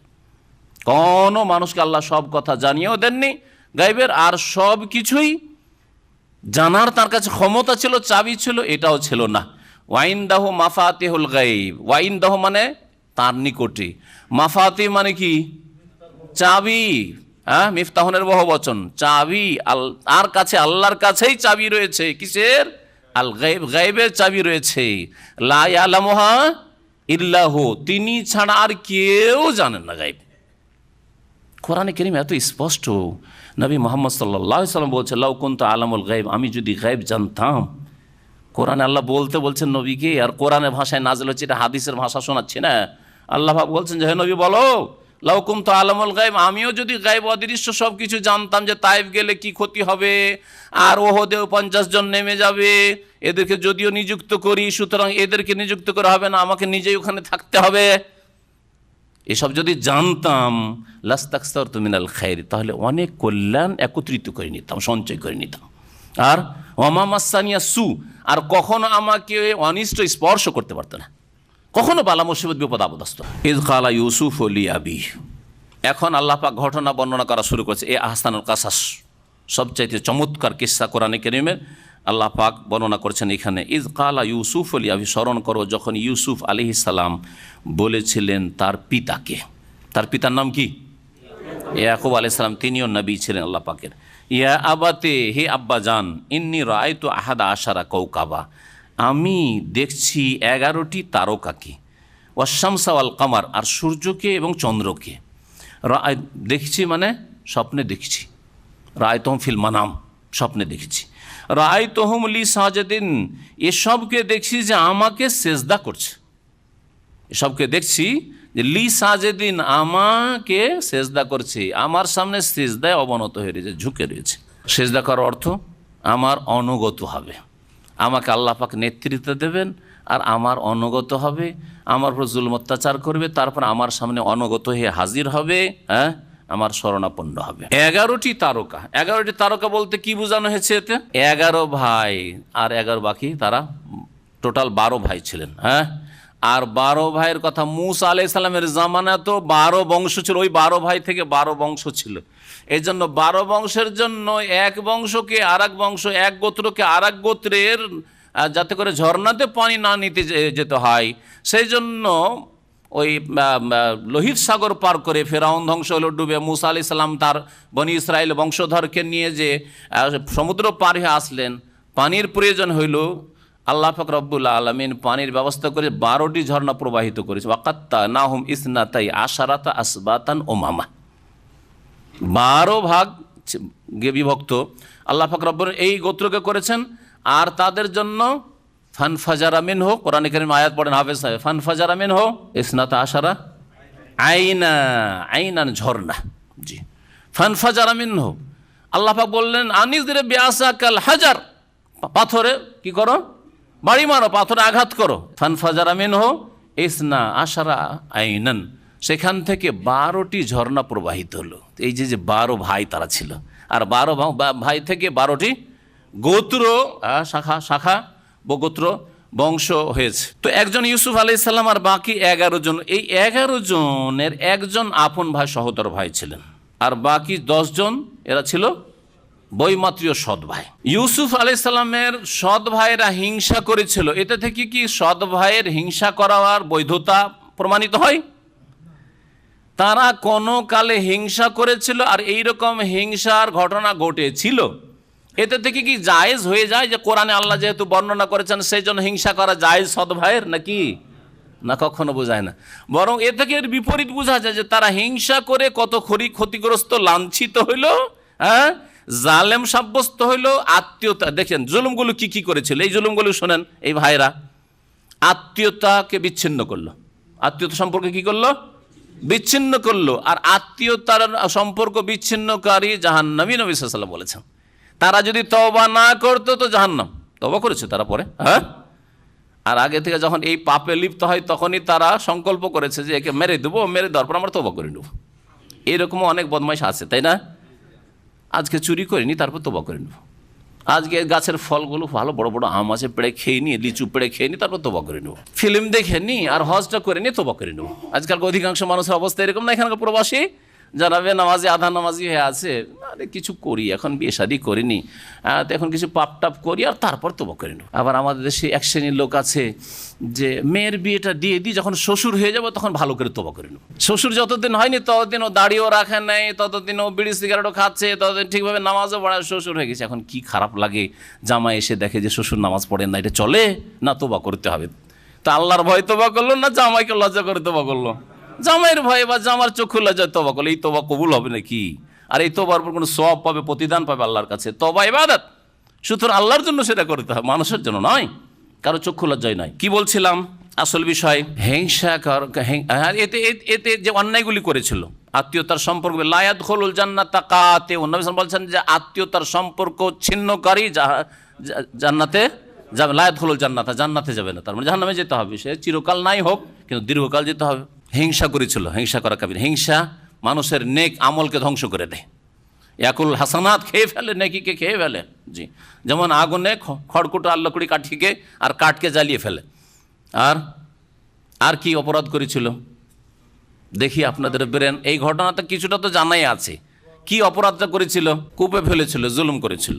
হ্যাঁ, এই জুলুমের মাধ্যমে আত্মীয়তার সম্পর্ক, ভাই সে সৎ ভাই হোক, ভাই তারপরে এই জুলুম করলো, আত্মীয় সম্পর্ক ছিন্ন করে, দয়া নেই মায়া নেই, নির্মমভাবে তাকে কূপে ফেলে দিল। ঠিক, ওই তো জানতে পারলেন। আর কিছু, আর কোনো অপরাধ? বাপকে কষ্ট দেওয়ার অপরাধ, উকুকুল ওয়ালিদাইন। নবী সাল্লাল্লাহু আলাইহি ওয়াসাল্লাম বলেছেন যে 3 শ্রেণীর লোক জান্নাতে যাবে না, তার মধ্যে এক হচ্ছে আল আকুল ওয়ালিদাইহি, বাপ মার নাফরমান জান্নাতে যাবে না। ঠিক কিনা? বাপ মার কত কষ্ট দিয়েছে, কাঁদতে কাঁদতে চোখের জ্যোতি চলে গেছে। ইন্নামা আশকু বাসি ওয়া হুজনি ইলাল্লাহ ওয়া আলা মিনাল্লাহি মা লা তান, কত কষ্ট। ওয়া বিয়াদাত আইনাহু মিনাল হুজনি ওয়া হুয়া কাযীম, সব কথা এই সূরায় রয়েছে। তাহলে একটা অপরাধ মানুষকে অনেক অপরাধ করতে বাধ্য করে, এক গুনাহ বহু গুনাহ টেনে নিয়ে আসে। এই কথার ব্যাখ্যা বুঝতে পারবে। এই জন্য কখনো একটা গুনাহ করবেন না। একটা অপরাধ করলে অনেকগুলি অপরাধ করতে হয়। একটা অপরাধ করেছেন, সেই অপরাধকে ঢাকার জন্য মিথ্যা কথা বলতে হয়, তারপরে ছলচতুরি করতে হয়, বিভিন্ন রকমের কথার আশ্রয় নিতে হয়, এই করতে হয়, সেই করতে হয়, ইত্যাদি কত রকমের পাপ করতে হয়। এই জন্য যারা ধর্ষণ করে সাধারণত কী করে? খুন করে। ধর্ষণকারী, জেনাকারী, খুনি, এইভাবে দেখবেন যে যে কোনো পাপ করেন কয়েকটা পাপ করতে হয়। যারা ফিল্ম দেখছেন, নামাজ পড়ছেন না, বাপ মা জিজ্ঞেস করছে, বিদেশে থাকেন, বাপ মা জিজ্ঞেস করছে যে কি বাবা ভালো আছো তো, মক্কা মদিনার দেশে আছো বাবা, পবিত্র দেশে তোমরা আছো, নামাজ ঠিক করে পড়ছো, আপনি ঠিক করে নামাজ পড়েন না। হ্যাঁ, ওগুলো সব চিন্তা করবেন না। সৌদি আরবে আছি, মক্কা মদিনার দেশে, আবার নামাজ পড়বো না আব্বা, কি করলেন, এত নামাজ ঠিক করে পড়েন না। আর তারপরে মিথ্যা কথা বাপকে বলছেন, ধোকা দিচ্ছেন। মান গাশানা ফালাইসা মিনা, যে মুসলিমকে ধোকা দেয় সে নবীর উম্মত না। কতগুলি পাপ করলেন। তো প্রত্যেকটা পাপের ক্ষেত্রে দেখুন কয়েক পাপ করতে হচ্ছে, কয়েক পাপ করতে হচ্ছে। যারা মানুষকে ঠকে কয়েক পাপ করে, কত রকমের ধোকাবাজি করে। তো এই 11টি তারকা মানে 11 ভাইকে দেখছেন। আর শামস আল কামার, শামস থেকে ইঙ্গিত করা, শামস যেহেতু মুয়ান্নাস স্ত্রীলিঙ্গ, মায়ের দিকে ইঙ্গিত করা হয়েছে। আর তার এই মা, সৎ মা খালা ছিল, মায়ের ইন্তেকাল হয়ে গেছিলো ইউসুফ আলাইহিস সালাম, আর তারপরে তার খালাকে বিয়ে করেছিলেন, তাফসীরকাররা বলছেন ইয়াকুব আলাইহিস সালাম। আর খালাও আল খালা বিমানজিলাতুল নবী সাল্লাল্লাহু আলাইহি ওয়াসাল্লাম, এই হাদিসে রয়েছে যে খালা হচ্ছে মায়ের মর্যাদায়। আর তা যদি আবার বাপের সংসারে চলে আসে, বাপের স্ত্রী হয়ে যায়, তাহলে তো আমাদের দেশাচার তো তাকে কি বলা হয়, মাই বলা হয়, যদিও সেটা আসলে মানা। অল কামার, আর চাঁদ বলতে বাপকে বোঝানো হয়েছে। তারপরে চন্দ্রের চাইতে সূর্যের আলো এবং সূর্যের ক্ষমতা বেশি, ঠিক কিনা? সূর্যের তাপও রয়েছে আর আলো রয়েছে, আর চন্দ্রে তাপ নেই কিন্তু আলো আছে, যথেষ্ট আছে। ওই রকমই বাপের চাইতে মায়ের মর্যাদা বেশি, বাপের চাইতে মায়ের মর্যাদা বেশি। রাআইতুহুম লি সাজিদিন, তাদেরকে দেখছি যে আমাকে সেজদা করেছে। আব্বা দেখেন, বাপ হিংসা করেন না। বাপ তো দেখছি সেজদার ক্ষেত্রে সূর্য চন্দ্রের কথাও তো বললেন ইউসুফ আলাইহিস সালাম, বললেন কি বললেন না? কিন্তু বাপের তো এটা হিংসা হলো না, যারে এর কি করতে চাই রে, কিন্তু বলছে যে আমরাও তার সামনে নাকি অনুগত, মানে আমরা সেখানকার নাগরিক হব আর সেখানকার শাসক কে হবেন? ইউসুফ আলাইহিস সালাম। এটা এর মানে এই না যে বাপ সেজদা করছে আর মা সেজদা করছে ইউসুফ আলাইহিস সালাম, এই কথা নয়। সেজদা করা মানে ঝুঁকে যাওয়া, অনুগত হওয়া। আর নাগরিক শাসকের অনুগত, আপনি চান আর না চান আপনাকে অনুগত হইতে হবে, আপনাকে মানতে হবে দেশের আইন কানুন। বাপ হিংসা করলো না, বাপের অন্তরে হিংসা আসলো না, বরং হিতাকাঙ্ক্ষী হলেন, আরো দরদি হলেন, হ্যাঁ, শঙ্কিত হলেন যে এই কথা যদি জানতে পারে এই ভাইয়েরা, তাহলে এর ক্ষতি করে ফেলবে। ইয়া বোনাইয়া কালা, ইয়াকুব আলাইহিস সালাম বলেন, ইয়া বোনাইয়া, হে প্রিয় সন্তান, লা তাকসুস রুইয়া কালা ইখওয়াতিকা, তোমার এই স্বপ্ন বর্ণনা করিও না আলা ইখওয়াতিকা, তোমার ভাইদের সামনে, তোমার ভাইদের সামনে এই ঘটনা বা এই তোমার এই স্বপ্ন বর্ণনা করিও না। ফায়া কিদু লাকা কায়দা, না হলে কি করবে, তারা তোমার বিরুদ্ধে ষড়যন্ত্রে লিপ্ত হবে, ষড়যন্ত্রে লিপ্ত হবে, চক্রান্ত করবে তোমার ক্ষয়ক্ষতি করার জন্য। ইন্না শাইতান আলিল ইনসানে আদুউম মুবিন, এ কথা বললেন না যে আমার ছেলেরা অবাধ্য, ছেলেরা শয়তান। ছেলেদেরকে শয়তান বলবেন না, হাদিসে নিষেধ আছে। ছেলেকে শয়তান বললে শয়তান হয়ে যাবে। কিন্তু আমাদের অনেক মুসলিম ভাইরা ছেলে মেয়েকে মানুষ করতে যান, তরবিয়ত করতে যান না, গাল দিতে গিয়ে শয়তান, ইবলিস হয়ে গেছিস তুই। না না, কখনো ইবলিস আর শয়তান বলবেন না, ইবলিস হয়ে যাবে। ওই যে আমি যখন ইবলিস হয়ে গেছি, আমার বাবা আমাকে ইবলিস শয়তান বলছে, তো আর কি, শয়তান তো হয়েই গেছে, ঠিক না? হ্যাঁ, এক তো বিদ্রোহী হয়ে যাবে, তারপরে জিন শয়তান সুযোগ পাবে যে তোকে তোর বাপ শয়তান বলেছে রে, তোর মা তো তোকে শয়তান বলেছে, তো তুই আর থাকবি কেন, আর ভালো তুই শয়তান হয়ে যা। ওইদিকে শয়তানও তখন সুযোগ পেয়ে যাবে, ফ্যাসিলিটি পেয়ে যাবে। এই জন্য কখনও ছেলে মেয়েদেরকে শাসন করার ক্ষেত্রে এই রকমের গাল দেবেন না। আর এ কথাও বলবেন, বদ্ধও বলবেন না যে ধ্বংস হা, মরিস নি কেন, ফিরে এসছিস কেন, মরে যেতে তো ভালো হইতো। কিন্তু আসলে কি ভালো হইতো? মরে যাওয়ার খবরটা যদি আসতো, তাও কি অবস্থাটা হইতো মা বাপের। কিন্তু বেকুবের মতো বলে যে তুই ফিরে এসছিস, হ্যাঁ, আমরা তো ভাবছি তুই মরে গেছিস, আর মরে গেলেই ভালো ছিল। ভালো ছিল অন্তর থেকে বলছেন না, কিন্তু ভাষাটা কেন এত খারাপ? জি, এটা তরবিয়তের ভাষা না, শাসনের ভাষা না, বরং হেদায়েতের দোয়া দেবেন, হেদায়েতের দোয়া দেবেন। আল্লাহ পাক আমাদের সকলকে হেদায়েত দান করেন, বাপ মাকে আল্লাহ হেদায়েত করেন, ছেলে মেয়েদেরকে আল্লাহ পাক হেদায়েত করেন। আমাদেরও হেদায়েতের প্রয়োজন রয়েছে, আমাদেরও সংশোধনের, বাপ হিসাবে মা হিসাবে সংশোধনের প্রয়োজন রয়েছে। এমন নয় যে শুধু আপনার ছেলে মেয়েদের সংশোধনের প্রয়োজন রয়েছে। আপনি আপনার যৌবন লাইফ, ওই বাচ্চাটার বয়সে আপনি কেমন ছিলেন, আপনার কথা চিন্তা করেন তো দেখি। তার মানে এই নয় যে ওই অবস্থায় ছেড়ে দেবেন। হয়তো আমার বাপ, আপনার বাপ ওইভাবে যত্ন নেয়নি বা খেয়াল করেনি, আপনি পাপে লিপ্ত ছিলেন, সেই জন্য পাপের জন্য আপনার ছেলে মেয়েকে ছেড়ে দিতে বলছি না। কিন্তু মানে এক শ্রেণীর আবার এক মূর্খরা রয়েছে যে আমরাও তো এককালে এরকম গান বাজনা শুনেছি, আমার ছেলেটা যদি ইন্টারনেটে খারাপ কিছু দেখলে এমন কি হলো, সেও বড় হয়ে ঠিক হয়ে যাবে, যেমন আমি বড় হয়ে ঠিক হয়ে গেছি। এটাও ভুল, আবার এটাও ভুল। আরে আমি ভুল করেছি, আমার বাপ ভুল করতে পারে, আমার মা ভুল করতে পারে, সেজন্য আমি বাপ হিসাবে ভুল করব আর আমার স্ত্রী ভুল করবো, এটা নয়। আমাদেরকে সংশোধন করতে হবে, আমাদেরকে আমাদের দায়িত্ব ঠিকভাবে পালন করতে হবে। ছেলেদেরকে একেবারে লাগামহীন ছেড়ে দেবেন না, আর এমন কোনো খারাপ ভাষা ব্যবহার করবেন না যেগুলি ছোট থেকে শিখেছে, ওদের ভাষা আপনার চাইতে তখন খারাপ হবে ছেলে মেয়েদের ক্ষেত্রে, আর এমনি নিজেরাও খারাপ হবে। হেদায়েতের দোয়া করবেন, সংশোধনের দোয়া, আল্লাহ তোমার ইসলাহ করুক, আল্লাহ তোমাকে হেদায়েত করুক, আল্লাহ তোমার ভালো করুক, আল্লাহ তোমাকে বোঝার তৌফিক দিক। আর তার মধ্যে যদি কিছু গালমন্দ অশ্লীল কথা না থাকে আর গালমন্দ থাকে, মানে শাসনের জন্য শাসনমূলক, তাহলে সেটা আলাদা কথা, কিন্তু এমন কিছু না হয় যার কুফল তাদের জীবনে প্রতিফলিত হয়। ইন্না শয়তান আলিল ইনসান আদু মুবিন, নিশ্চয় শয়তান মানুষের প্রকাশ্য দুশ্মন। আদু মুবিন, শয়তানকে আল্লাহ পাক রব্বুল আলামিন কার ভাষায়? ইয়াকুব আলাইহিস সালামের ভাষায় স্পষ্ট বা প্রকাশ্য দুশ্মন বা শত্রু বললেন ইয়াকুব আলাইহিস সালাম। শয়তান এই পাপগুলি করায়, পাপের জন্য প্ররোচিত করে।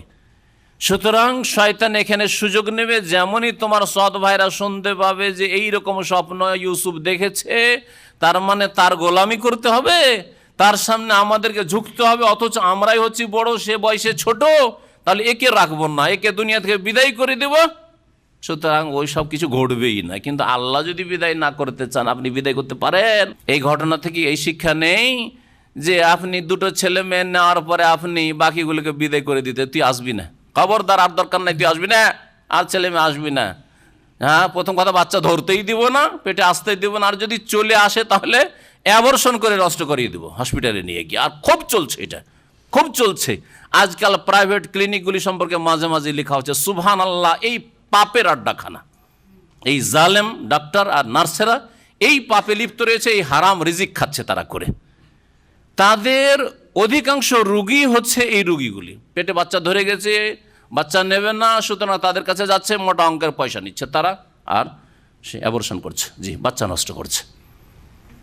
ওয়াইজাল মাউদাতু সুইলাত বিআইয়ি যামবিন কুতিলাত, যেসব ছেলে মেয়েদেরকে দাফন করে দেওয়া হয়েছে, মেরে দেওয়া হয়েছে, দুনিয়ায় আসতে দেওয়া হয়নি, কিয়ামতের দিনে তাদেরকে আল্লাহ পাক হাসরের মাঠে হাজির করবেন আর জিজ্ঞেস করবেন ওই ছেলে মেয়েগুলোকে যাদেরকে পৃথিবীতে আসতে দেওয়া হয়নি, খুন করে দেওয়া হয়েছে, অ্যাবর্শন করে নষ্ট করা হয়েছে, বিআইয়ি যামবিন কুতিলাত, কি অপরাধ করেছিলে তুমি যে তোমাকে খুন করেছিল তোমার বাপ, তোমার মা, অ্যাবর্শন করেছিল, তোমাকে দুনিয়াতে আসতে দেন, কোন অপরাধটা আগে থেকেই করে দিয়েছিলে, পেটে আসতেই করে দিয়েছিলে, সেজন্য তোমার মা তোমাকে আসতে দেয়নি, তোমার বাপ দুনিয়াতে আসতে দেয়নি। জিজ্ঞেস করবে বাপ মাকে সামনে, আসামিকে দাঁড় করে।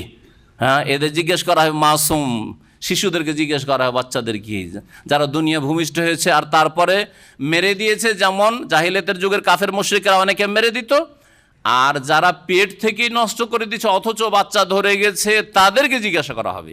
এইরকম ওইসব লোকদেরকে জিজ্ঞাসা করা হবে যারা স্থায়ীভাবে বন্ধ করে নিয়েছে, স্থায়ী বন্ধ করে নিয়েছে, না দুটো হয়ে গেছে আর কোর্স পুরা হয়ে গেছে, আর একটু নেব না।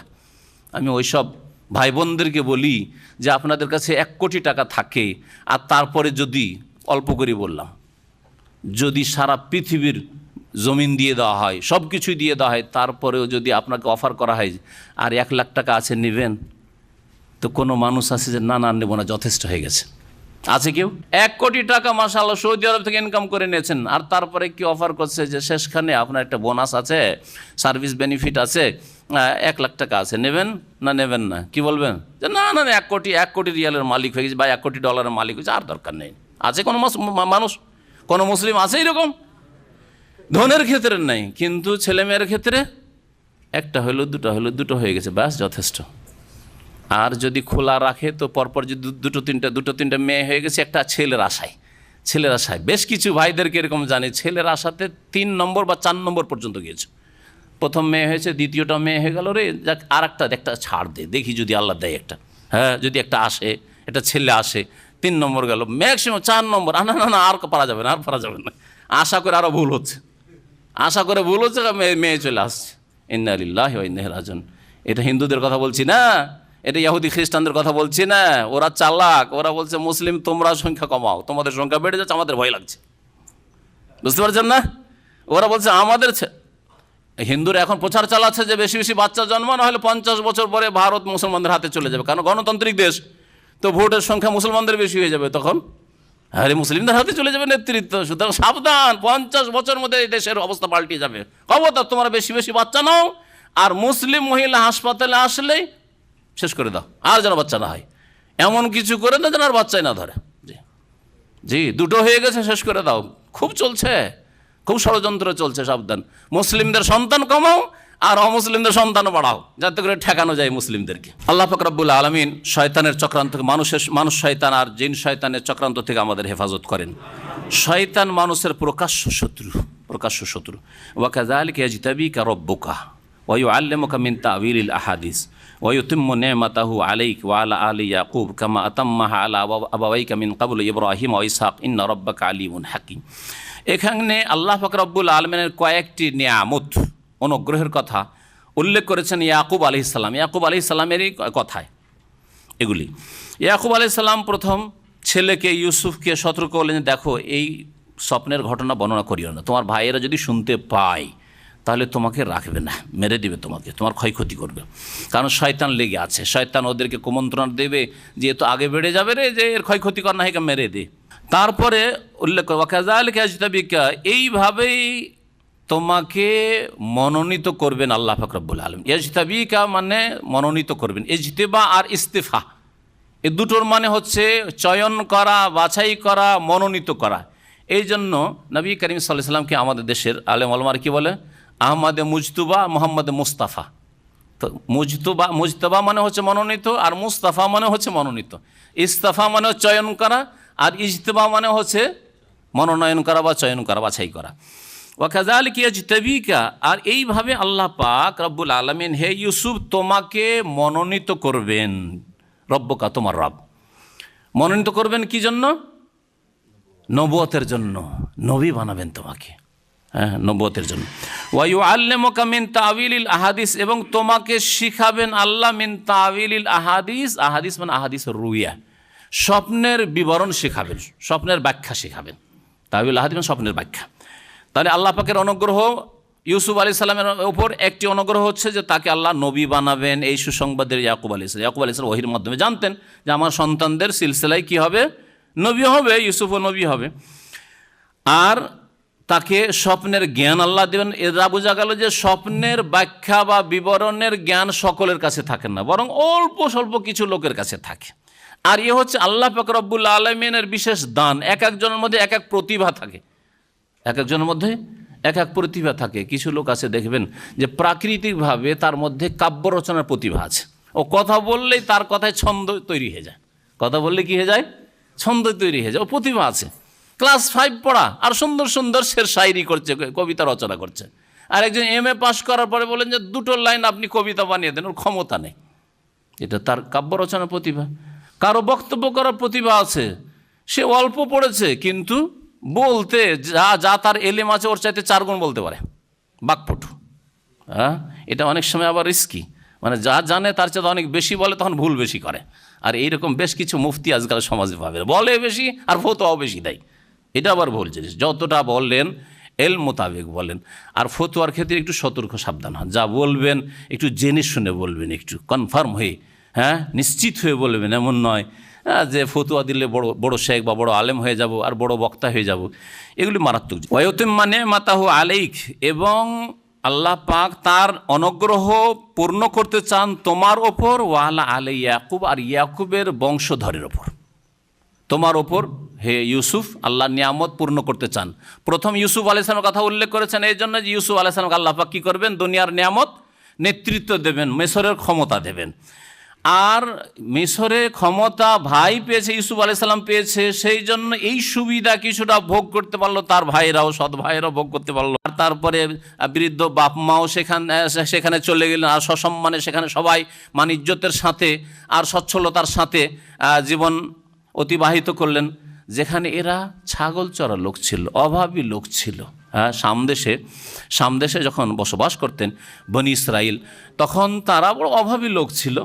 বকরি ছাগল চড়া তাদের কাজ ছিল, আর কিছু ব্যবসা বাণিজ্য করা, এই সব কাজ ছিল তাদের। আল্লাহ পাক রব্বুল আলামিন নেতৃত্ব পৌঁছে দিলেন, যেটাকে এখানে নিয়ামত বলা হয়েছে। তো নেতৃত্ব আল্লাহ পাকের নিয়ামত যদি তার সৎ ব্যবহার করা হয়, আর যদি তার অসৎ ব্যবহার করা হয় সেটি হচ্ছে আল্লাহ পাকের আযাব, মনে রাখবেন। এই নেতৃত্বের যদি হক আদায় করে তাহলে তার জন্য আল্লাহ পাক আরশের স্পেশাল ছায়ার ব্যবস্থা করেছেন। 7 প্রকারের মানুষকে আল্লাহ পাক কোথায় ছায়া দেবেন? আরশের নিচে, তাই না? সাবআতুন ইউযিল্লুহুমুল্লাহু ফি যিল্লিহি ইয়াওমা লা যিল্লা ইল্লা যিল্লুহু, যেই দিন আল্লাহ পাকের স্পেশাল ছায়া ছাড়ার কোনো ছায়া থাকবে না। প্রথম নম্বরই কার কথা বলেছেন? ইমামুন আদেলুন, ন্যায়পরায়ণ শাসক। শাসক তাহলে শাসন ক্ষমতা হাতে পাওয়া আল্লাহ পাকের নিয়ামত, ভালো নিয়ামত, যদি সেটার ব্যবহার ভালো হয় তাহলে।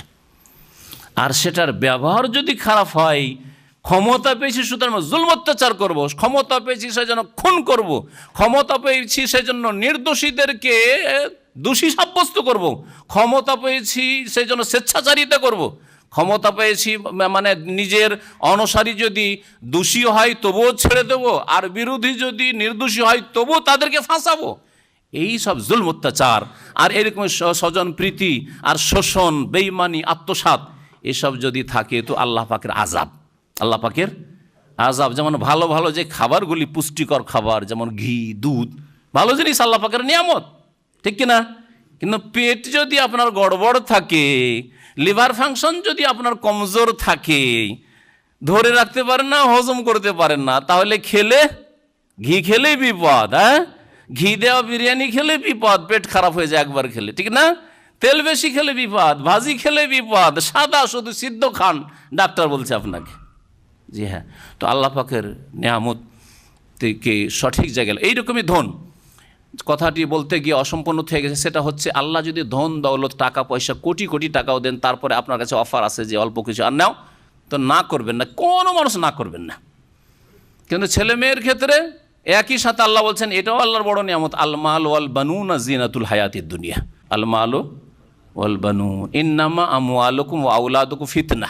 কোরআনের কয়েক জায়গায় ধন সম্পদ আর সন্তান সন্ততিকে এক জায়গায় নিয়ামত হিসেবে আল্লাহ বর্ণনা করেছে। জিনাতুল হায়াতিদ দুনিয়া, আল মাল ধন সম্পদ, ওয়াল বানুন সন্তান সন্ততি ছেলে মেয়েরা, এরা হচ্ছে পার্থিব জগতের শোভা সৌন্দর্য, শোভা সৌন্দর্য। এগুলি যে সাজ, এগুলি হচ্ছে অলংকার। বাড়িতে ছেলে মেয়ে থাকলে ভালো লাগে, আরে টাকা পয়সা চাইতে ভালো লাগে। টাকা পয়সার কূপ রয়েছে বাড়িতে, টাকা পয়সায় সেলফ আপনার বক্স ভর্তি হয়ে রয়েছে, কিন্তু নিঃসন্তান, কোনো শান্তি আছে? ভালো লাগছে? কারোর সাথে একটু কথা বলবেন না, কেউ নেই। আর বাচ্চারা, ছোট ছোট বাচ্চারা আছে, হ্যাঁ, আমোদ ফুর্তি করছে, তাদের কিনা আদর স্নেহ করছেন, ছোটাছুটি করছে, কত ভালো লাগছে। হ্যাঁ, একজন অপরজনকে শিখাচ্ছে, আপনার অনেক বোঝা হালকা করে দিচ্ছ, করে না? আমাদের ছেলেরা একটু বড় হইলে আমাদের বোঝা হালকা। কত যে মেহনত এককালে করতাম, গ্যাস পানি থেকে শুরু করে এক একটা ছেলেকে দিয়ে আসতে হবে, ছোট বাচ্চার হাত ধরে ধরে দিয়ে আসতে হবে স্কুলে মাদ্রাসা, আবার নিয়ে আসতে হবে হাত ধরে ধরে, সবগুলি করেছি। আলহামদুলিল্লাহ, একটাও করতে হয় না এখন, ঠিক কিনা? তাহলে ছেলে মেয়ে আল্লাহ পাকের নিয়ামত, ধন সম্পদের চাইতে বেশি। অথচ তখন যেমন পয়সা ছিল, এখনও পয়সা আছে, পয়সার ক্ষেত্রে পয়সা কাজে আসবে না আপনার, পয়সা কাজে আসে না অনেক জায়গায়। যদি জালেম জুলুম করে তো আপনার পয়সা কাজে আসবে না অনেক সময়, পয়সাতে আপনার সাপোর্ট দিতে পারবে না, কিন্তু জনবল যদি থাকে তো সাপোর্ট দেবে। বার্ধক্য আপনাকে হাসপাতালে নিয়ে যেতে হবে, আপনার জনবল প্রয়োজন, একটা ছেলের প্রয়োজন, হ্যাঁ, দোয়ার জন্য আপনার ধন সম্পদ দোয়া করবেন, আপনার একটা নেক সন্তান যদি থাকে, ছেলে মেয়ে থাকে, তো দোয়া করবে, প্রয়োজন রয়েছে। দুনিয়া তো কাজে আসবে, আখেরা তো কাজে আসবে। সুতরাং এই ক্ষেত্রে অমুসলিমদের ষড়যন্ত্রের শিকার হবেন না, যে ছেলে মেয়ে দুটো নিয়েছি, তিনটে নিয়েছি, অনেক বেশি নিয়েছি, আর নেব না। আমাদের দেশে তিনটার বেশি কারও নাই, আরে সবাই একটা না হয় দুটো ব্যাস, আর আমি তো তিনটে চারটা নিয়ে নিয়েছি, অনেক বেশি নিয়ে নিয়েছি। এইরকম জাহিলি যুগে ফিরে যাবেন না, কাফের মুশরিকদের যুগে ফিরে যাবেন না, আর কাফের মুশরিক বিজাতিদের আপনারা অনুকরণ করবেন। আল্লাহ পাক আমাদের সকলকে হেদায়েত দান করেন। আল্লাহ পাক রব্বুল আলামিন ইউসুফ আলাইহিস সালামের উপর যেসব অনুগ্রহ করবেন সেগুলি এখানে ইয়াকুব আলাইহিস সালাম বর্ণনা করছেন। ছেলেকে সম্বোধন করে আল্লাহ মনোনীত করবেন, নবুয়ত দিয়ে নবী করবেন, আর স্বপ্নের ব্যাখ্যা তাকে শিখাবেন, আর তার উপর আল্লাহ পাক নিয়ামত পূর্ণ করবেন, এবং ইয়াকুব আলাইহিস সালাম বংশধর মানে ইউসুফ আলাইহিস সালাম ভাইদের ওপর, এবং সেই বংশে কামা আতাম্মাহা আলা আবাওয়াইক, যেমন আল্লাহ পাক নিয়ামতকে পূর্ণ করেছেন তোমার পূর্বপুরুষদের ওপর, তোমার বাপ মায়ের ওপর। মিন কাবুল, এর পূর্বে। তারা কারা? ইব্রাহিম আলাইহিস সালাম, ইসহাক, এইরকমই অন্যরা ইন্না রব্বাকা আলিমুন হাকিম, নিঃসন্দেহে হে নবী মুহাম্মদ সাল্লাল্লাহু আলাইহি ওয়াসাল্লাম তোমার প্রতিপালক সব কিছু জানেন এবং তিনি বিজ্ঞানময় হাকিম। তার প্রত্যেকটি কথা কাজে এবং যা কিছু আল্লাহ করেন সে শরীয়তগত বিষয় হোক অথবা সৃষ্টিগত বিষয় হোক, আমরে কওনি হোক অথবা আমরে শরঈ হোক, সব কিছুতে আল্লাহ পাকের হিকমত রয়েছে, আল্লাহ পাকের হিকমত রয়েছে। লাকাদ কানা ফি ইউসুফ ওয়া ইখওয়াতিহি আয়াতুল লিস-সাইরিন, নিঃসন্দেহে ইউসুফ আলাইহিস সালাম এবং তার ভাইদের ঘটনায় বহু শিক্ষণীয় বিষয় রয়েছে, নিদর্শন রয়েছে। আয়াত মানে হচ্ছে নিদর্শন, আয়াতুনের বহুবচন হচ্ছে আয়াত। বহু শিক্ষার বিষয় রয়েছে। নিদর্শন কোনগুলি? যেগুলি দ্বারা কোনো কিছু জানা যায়, শেখা যায়। তো ইউসুফ আলাইহিস সালাম এবং তার ভাই আখু, কি বলছেন? ইখওয়াতি, ইখওয়াতুন আখুনের বহুবচন, আখুনের বহুবচন মানে তার যে আরও 11টি ভাই রয়েছে। ইউসুফ আলাইহিস সালাম এবং তার ভাইদের ঘটনাতে কি রয়েছে? শিক্ষার বিষয় রয়েছে, নিদর্শন সমূহ রয়েছে। লিস-সাইলিন, জিজ্ঞাসুদের জন্য, সন্ধানকারীদের জন্য, যারা সন্ধান করে, শিক্ষা সন্ধান করে যে কোথা থেকে কি শিখবো, কোনখান থেকে কোন অভিজ্ঞতা অর্জন করব, কিভাবে নিজেদের সংশোধন করব, কিভাবে নিজে ভালো পথে চলবো, অন্যায় পথ থেকে ভুল পথ থেকে বেঁচে থাকবো। এরা হচ্ছে সাইলিন, মনের জিজ্ঞাসা আর কথার জিজ্ঞাসা, দুই রকমের জিজ্ঞাসা সাইলিন। যারা জিজ্ঞাসু তাদের জন্য ইউসুফ আলাইহিস সালাম এবং তার ভাইদের ঘটনাতে কি রয়েছে? শিক্ষণীয় বিষয় রয়েছে। ইয ক্বালু লা ইউসুফু ওয়া আখুহু আহাব্বু ইলা আবিনা মিন্না, ইউসুফ আলাইহিস সালামের এই সৎ ভাইয়েরা দেখলো যে আমরা সব বড় হয়ে গেছি, আমাদের চাইতে বেশি ওই ছোটোগুলোকে ভালোবাসছে। আর ছোটোগুলো আবার বিশেষ করে সৎ ভাই, ওই দুটোই ছোট আবার পরের স্ত্রীর। তো ইউসুফ আলাইহিস সালাম সবচাইতে ছোট, আর তার বড় তার মায়ের পেট থেকে এই দুই ভাই, তার নাম ছিল বিনিয়ামিন, যেমন তাফসিরের কিতাবাদিতে রয়েছে। বিনিয়ামিনের কথা এখানে বলা হয়েছে। ইয ক্বালু, যখন এই 10 ভাই মিলে বলল, লা ইউসুফু, নিঃসন্দেহে, লাম তাকিদ, নিঃসন্দেহে ইউসুফ, ও আখুহু, আর তার সহোদর ভাই, তার আপন ভাই যে বিনিয়ামিন রয়েছে, আহাব্বু ইলা আবিনা, আমাদের পিতার কাছে অধিক প্রিয়, আমাদের তুলনায় আমাদের চাইতে বেশি প্রিয়। আমার আব্বা বা আমাদের আব্বা এমন কেন হয়ে গেল যে আমাদের চাইতে বেশি ইউসুফকে ভালোবাসে, ইউসুফের ভাই বিনিয়ামিনকে ভালোবাসে? ভালোবাসার ক্ষেত্রে এটা কি চিন্তা করা যায়? যখন আল্লাহ নবী করেছেন, আর ভালোবাসাতে বৈষম্য থাকবে তার, যে ভালোবাসবেন না, ঘৃণা করবেন? ঘৃণা মোটেই ছিল না, কিন্তু ভালোবাসা কম বেশি প্রকাশ পাওয়া স্বাভাবিক। বড় ছেলেদের মনে হয়, বড় ছেলে মেয়েদের মনে হয় যে ছোটোগুলিকে বেশি ভালোবাসছে, আর ওরা জানে না যে নাবালক অবস্থায় তাদের কত আদর করা হয়েছে, তাদের কত স্নেহ করা হয়েছে। আপনি স্বাভাবিক একভাবে চিন্তা করুন, একটা ছোট বাচ্চা যখন 2 মাস 4 মাস 6 মাসের থাকে বা 5 বছর 7 বছর পর্যন্ত থাকে, ততক্ষণ পর্যন্ত কোলে নেওয়া, আদর করা, চুমন দেওয়া যেভাবে করা যায়, একটা 12 বছর 16 বছরের বাচ্চার সম্ভব সেটা না? আসবে।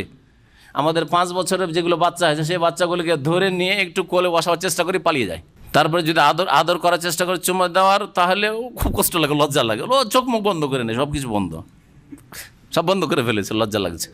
অথচ 2 বছরের বাচ্চা ও চায় যে আমাকে আদর করুক, এসে বসে যায় কোলে এসে বসে যায়, আদর করুক, খুশি হয়। তাহলে বয়স যেমন পরিবর্তন হয়, তার সাথে সাথে আদর, স্নেহ, ভালোবাসার ধরন পরিবর্তন হয়ে যায়। ভালোবাসছেন, বড় ছেলেও সাবালক হয়ে গেছে, 40 বছর 50 বছর বয়সে, তাকেও ভালোবাসেন, ওই রকমই ভালোবাসেন, কিন্তু তার ভালোবাসার ধরন আর একটা ছোট ছেলে 5 বছর 3 বছর এখন ইনকাম করতে পারে, ভালোবাসার ধরনে পার্থক্য আছে, ভালোবাসার ধরনে পার্থক্য আছে। এতে অনেক ছেলেরা ভুল বুঝে নেয়, কখনো ভুল বুঝবেন না। বাপ মাকে কখনো ভুল বুঝবেন যতক্ষণ পর্যন্ত স্পষ্ট কিছু না দেখবেন যে তাকে দিয়ে দিল, কিছু জমি দিয়ে দিল, তার নামে আমাকে দিল না, হ্যাঁ, তখন বুঝবেন যে বৈষম্য। তার জন্য স্পেশাল খাবার, খাস খাবার আমার জন্য নেই, তাহলে সেটা। কিন্তু খাবারের ধরন যদি আলাদা হয়, দেখেন অল্প দুধ আছে, দুধ সবাইকে দেওয়া যাবে না, সুতরাং ছোট বাচ্চাদের দিক, তো এটা বৈষম্য নয়। বড়দেরকে দিতে পারলাম না, বৈষম্য নয়। তো এদের ধারণা যে আমার আব্বা কি করছে, এই 2 ভাইকে বেশি ভালোবাসছে। আর ভালোবাসার ক্ষেত্রে আর একটা কথাও শুনে রাখেন, ভালোবাসা, বাহ্যিক ভালোবাসার ক্ষেত্রে অবশ্যই ন্যায় নীতি অবলম্বন করা ফরজ। মানে ভালোবাসার যে বহিঃপ্রকাশ রয়েছে, এই ক্ষেত্রে বাহ্যিক ক্ষেত্রে অবশ্যই একই রকমের নজর রাখতে হবে, 2 নজর করলে হবে না। কিন্তু ভিতরে যে ভালোবাসার বিষয়টি রয়েছে, সেটার মালিক কিন্তু মানুষ নয়, সেটার মালিক কে? একমাত্র আল্লাহ। কাকে বেশি ভালোবাসবেন আর কাকে বেশি ভালোবাসার চেষ্টা করলেও ভালোবাসা জন্মিছে না, এটা আপনার হাতে, আমার হাতে নেই, এটা আল্লাহ পাকের হাতে। এই জন্য প্রিয় নবী মুহাম্মদ রাসূলুল্লাহ সাল্লাল্লাহু আলাইহি ওয়াসাল্লাম স্ত্রীদের মধ্যে সবচেয়ে বেশি কাকে ভালোবাসতেন? আয়েশাকে ভালোবাসতেন না। আর এই জন্য আল্লাহর কাছে ক্ষমা চাইতেন আর কি করতেন, হ্যাঁ দোয়া করতেন, একটি দোয়া করতেন। কি দোয়া? ভুল করে যে ক্ষমা তাই নয়, কি বলতেন? আল্লাহুম্মা হাযা কাসমি, পালা বন্টন করে দিতেন। 9 স্ত্রী একসাথে ছিল, 9 স্ত্রীর জন্য 9 রাত, 9 রাতের 1 ঘন্টাও বেশি আয়েশার কাছে কাটাতেন না। এমন না যে 1-2 ঘন্টা বেশি কাটিয়ে দিতেন আয়েশার কাছে, এরকম জীবনও করতেন না, কারণ এটা বেইনসাফি হয়, জুলম হয়ে যাবে। 9 রাত 9 বিবির কাছে রাউন্ড দিয়ে আসতেন। কখনো কখনো এক রাতে 9 বিবির সাথে সমান সময় কাটিয়ে আসতেন। একটাই রাতে 1 ঘন্টা 1 ঘন্টা 1 ঘন্টা করে, চলো 9 ঘন্টা 9 বিবির কাছে একটা রাত কাটিয়ে আসলাম। এটাও করতে পারেন কখনো কখনো। নবী সাল্লাল্লাহু আলাইহি ওয়াসাল্লাম করেছেন এরকম। যাদের একাধিক বিবি আছে, হয়তো একটা রাতের অর্ধেক ভাগ এর ঘরে থাকলাম, অর্ধেক বাকি অর্ধেক ওর ঘরে চলে গেলাম, জায়েজ রয়েছে এইভাবেও ভাগ করা। নবী করিম সাল্লাল্লাহু আলাইহি ওয়াসাল্লাম এই ভাগ করে দেওয়ার পরে বলতেন আল্লাহুম্মা হাযা কাসমি, সহিহ হাদিস, হে আল্লাহ এটা হচ্ছে আমার ভাগ বন্টন। ফিমা আমলেকো, যার মালিক আমি, মানে ভাগ বন্টন করে দেব, পালা নির্ধারণ করে দেবো, এটা আমার ক্ষমতাধীন, সুতরাং আমি ভাগ বন্টন করে দিয়েছি, পালা নির্ধারণ করে দিয়েছি। ফালা তালু মুনি ফিমা তামলেকো ওয়ালা আমলেকো, সুতরাং ওই ক্ষেত্রে আমাকে তিরস্কার করিও না, ভর্ৎসনা করিও না, আমাকে পাকড়াও করিও না, যেটার মালিক তুমি, আমি মালিক নই।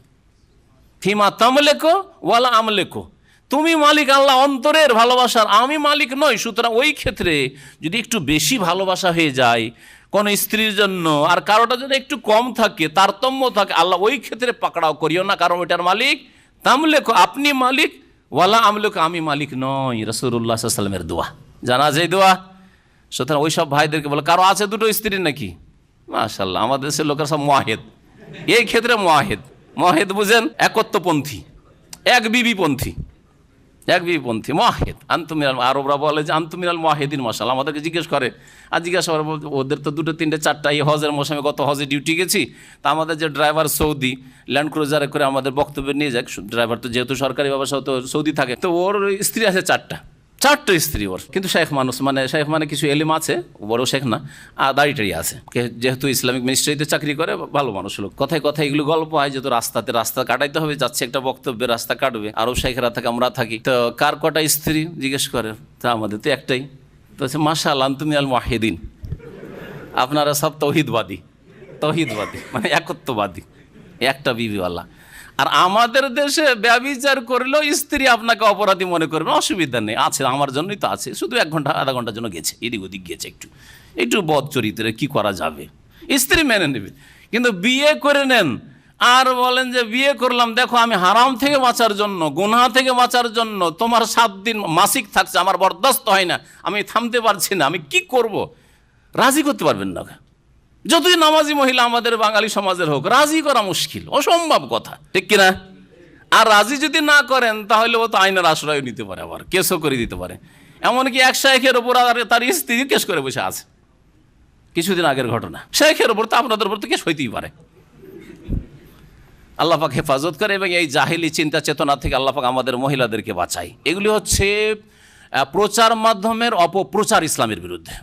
প্রচার মাধ্যমে বহু বিবাহকে জুলম হিসাবে পেশ করা হচ্ছে, যে যদি বিয়ে করে নাই তো জুলুম করে দিল, আর জেনা করলে জুলুম করলো না তোমার স্বামী, তোমাকে যদি লাজ্জুতাও মারে তো জুলুম করলো না, তোমার নির্যাতন করে, তোমাকে মানসিক কষ্ট দেয়, শারীরিক কষ্ট দেয়, কোনো অসুবিধা নেই, কিন্তু যাতে বিয়ে না করে। এসব কথা কে শিখালো? এগুলো ইসলাম নয়। আল্লাহ পাক রব্বুল আলামিন আমাদের দেশের মহিলাদেরকে বুঝার তৌফিক দান করেন, তার সাথে সাথে পুরুষদেরকেও আল্লাহ পাক হেদায়েত দান করেন, যারা ইনসাফ করতে পারবে, ন্যায় নীতি অবলম্বন করতে পারবে, আল্লাহকে সত্যিকার অর্থে ভয় করে, আর শর্ত পুরা করতে পারবে, তারাই যেন বিয়ে করেন। আর ওই সব লোকেরা যাদের ঈমান দুর্বল, বিয়ে করলেই যুবতীর দিকে ঝুঁকে যাবে, অথবা বড় স্ত্রীর টাকা পয়সার চাপে তার দিকে ঝুঁকতে বাধ্য হবে, স্ত্রী তো দ্বিতীয় বিয়ে করেছে কিন্তু তাকে সময় দিতে পারছে না, এইরকম ঘটনা আসছে। বিয়ে করেছে, শখে পড়ে একটা বিয়ে করেছে, বা যাই হোক ইসলামের দৃষ্টিকোণ থেকে বিয়ে করেছে, কিন্তু বিয়ে করার পরে এমন বড় স্ত্রীর চাপে, আর বড় স্ত্রীর সাবালক ছেলে মেয়েদের চাপে, সেই চাপে আর ওই বিবির সাথে যোগাযোগ, এমনকি টেলিফোনও করতে দেয় না, ও তো এক জায়গায় রাখা তো দূরের কথা, কাছাকাছি এক গ্রামে অন্য ডিস্ট্রিক্টে রেখেছে, তারপর টেলিফোনও যোগাযোগ করতে দেয় না। আর যদি মাঝে মধ্যে ঢাকা বলে যায় যে আমি ঢাকা যাচ্ছি বলে, তোর ওর পিছনে সিআইডি তদন্ত লাগিয়ে দেয় স্ত্রী, সেটিতে দেখো কোথায় গেছে, অন্য স্ত্রীর ওই বাড়িতে না যায় যেতে পারে। আউযুবিল্লাহ। আল্লাহ পাক রব্বুল যেন আমাদেরকে ইনসাফ করার তৌফিক দান করেন, আল্লাহকে ভয় করার তৌফিক দান করেন, আল্লাহ পাক আমাদের গুনাহ খাতা যেন মাফ করে দেন। ভালোবাসার ক্ষেত্রে বলছিলাম যে ভালোবাসায় ভিতরে যদি কম বেশি হয় এটা হইতে পারে, কারণ এটার মালিক না। আপনি চাইছেন আপনার স্ত্রীকে খুব ভালোবাসবো কিন্তু বাঁচতে পারছেন না, হইতে পারে এটা খুব একটা ভালো, কিন্তু কষ্ট দেবেন না, আপনি কষ্ট দেবেন না, পুরো ভালোবাসা দিতে পারছেন না, কষ্ট দেবেন না। এইরকমই বোনদেরকে বলবো যে স্বামীকে ভালোবাসা আপনার উচিত, পুরোপুরি ভালোবাসা দেওয়া উচিত, কিন্তু পুরোপুরি ভালোবাসতে পারছেন না। অনেক সময় স্বামী হয়তো কুৎসিত, অথবা স্বামী আপনার মনোপুত না অশিক্ষিত, আপনি বেশি শিক্ষিতা, অথবা স্বামীর যে কোনো দোষ আছে, আপনার পুরুষত্বে দুর্বলতা রয়েছে, সুতরাং পুরোপুরি ভালোবাসা দিতে পারছেন না। সেই ক্ষেত্রে বরদাস্ত করেন, ধৈর্য ধারণ করেন, এবং এই ক্ষেত্রে আপনি সেটা প্রতিক্রিয়া যাতে করে আপনি না দেখান বা কষ্ট না দেন, খারাপ আচরণ স্বামীর সাথে না, খারাপ ভাষা না বলেন স্বামীকে এই জন্য। আর যদি আপনার না পোষায় যে না এ আমার পুরো হকই আদায় করতে পারছে না, আমাকে গুনাহ থেকে রক্ষাই করতে পারছে না, বাঁচাইতে পারছে না, তাহলে তালাক নেওয়া এই ক্ষেত্রে জায়েজ রয়েছে। বিশেষ করে পুরুষত্বের যদি এমন কমজোরি থাকে যে আমার চাহিদাই মেটাতে পারছে না, একে অপরের চাহিদা মেটাতে পারছে না, তাহলে সেই ক্ষেত্রে মহিলার জন্য তালাক নেওয়া জায়েজ রয়েছে। বরং তার জন্য উত্তম হবে, গুনহার যদি ঝুঁকি থাকে তো তার জন্য তালাক নেওয়া অনেক সময় জরুরি হয়ে যাবে, কারণ গুনহা থেকে বাঁচাই হচ্ছে আসল বিবাহর উদ্দেশ্য। বিবাহর উদ্দেশ্য একটি হচ্ছে পাপ থেকে বেঁচে থাকা নারী পুরুষের, 2 নম্বর উদ্দেশ্য হচ্ছে মানুষের প্রজন্ম বাড়ানো, আল্লাহর বান্দা পয়দা করা। সুতরাং যদি মনের চাহিদা না মিটে তো এই ক্ষেত্রে যেমন আপনার স্বাধীনতা রয়েছে তেমনি আপনার স্ত্রীর স্বাধীনতা রয়েছে চলে যাওয়ার, ভালোভাবে আর ভালো আচরণের সাথে ছেড়ে দিতে হবে। লাকাদ কানা ফি ইউসুফ ওয়া ইখওয়াতিহি আয়াতুল লিস-সাইলিন। সময় আমাদের শেষ হয়ে গেছে, এখানেই শেষ করছি। আগামী সপ্তাহে ইনশাআল্লাহ তাআলা বাকি তাফসীর পুরা করা হবে। সাল্লাল্লাহু আলা নবিয়ানা মুহাম্মদ ওয়া আলা আলিহি ওয়া সাহবিহি আজমাইন। আমার ছেলের আকিকা দেওয়া হয়নি, এখন তার বয়স 25 বছর, এখন আকিকা দেওয়া যাবে কি? একদল উলামা বলছেন যাবে, তবে না দিলেও কোনো অসুবিধা নেই, যেহেতু বিলম্ব হয়ে গেছে। আসল আকিকা দেওয়ার সময় হচ্ছে 7 দিনের দিন সবচেয়ে ভালো, আর তারপরে 14 আর 21-এর একটি হাদিস রয়েছে, সেটাও হাসান বা সহিহ হাদিস, যেমন আল্লামা নাসির আলবানী রাহমাতুল্লাহ বলেছেন। সুতরাং ওই 14 দিন আর 21 দিনের হাদিস যেসব বক্তারা বলছেন যে সহিহ নয় আর চ্যালেঞ্জ করে বলছেন, এগুলি ভুল কথা, এগুলি ভুল কথা। আপনারা 14 দিনের দিনে করতে পারবেন, 21 দিনের দিন করতে পারবেন। এর পরেরগুলি সম্পর্কে সহিহ হচ্ছে যে আর কোনো সহিহ হাদিস নেই, যার ফলে বড় হয়ে আকিকা করা ঠিক নয়। আমার দেশে যেহেতু এই প্রচার মাধ্যমগুলি অপপ্রচার, জাহিলি প্রচার চলছে যে একটা দুটোর বেশি নয়, তো অনেকে যদি এই বিভ্রান্তির গুমরাহির শিকার হয়ে বাচ্চা নষ্ট করে থাকে তো তার গুনহার জন্য ক্ষমার রাস্তা আছে। হ্যাঁ, ক্ষমার রাস্তা খোলা আছে, শিরক কুফরি থেকে তওবা করার রাস্তা খোলা আছে, মুসলিম হয়ে যান। ওই রকমই আল্লাহর কাছে গুনাহ খাতার মাপ চান। যদি বাচ্চার রূহ চলে এসে থাকে তাহলে খুনি, সে কাতেল, হত্যাকারী, হত্যা করেছে, তো হত্যার গুনাহ থেকে আল্লাহ মাফ করতে পারেন খালেস অন্তর থেকে তওবা করলে। আর তারপরে রাস্তা ছেড়ে দেন, আল্লাহর কাছে দোয়া করেন যে আল্লাহ অনেক বাচ্চাই নষ্ট করেছি, আরও নেক সন্তান আমাকে দান করো, এবং আল্লাহ পাকের কাছে খালেস অন্তর থেকে দোয়া করেন মাগফিরাত।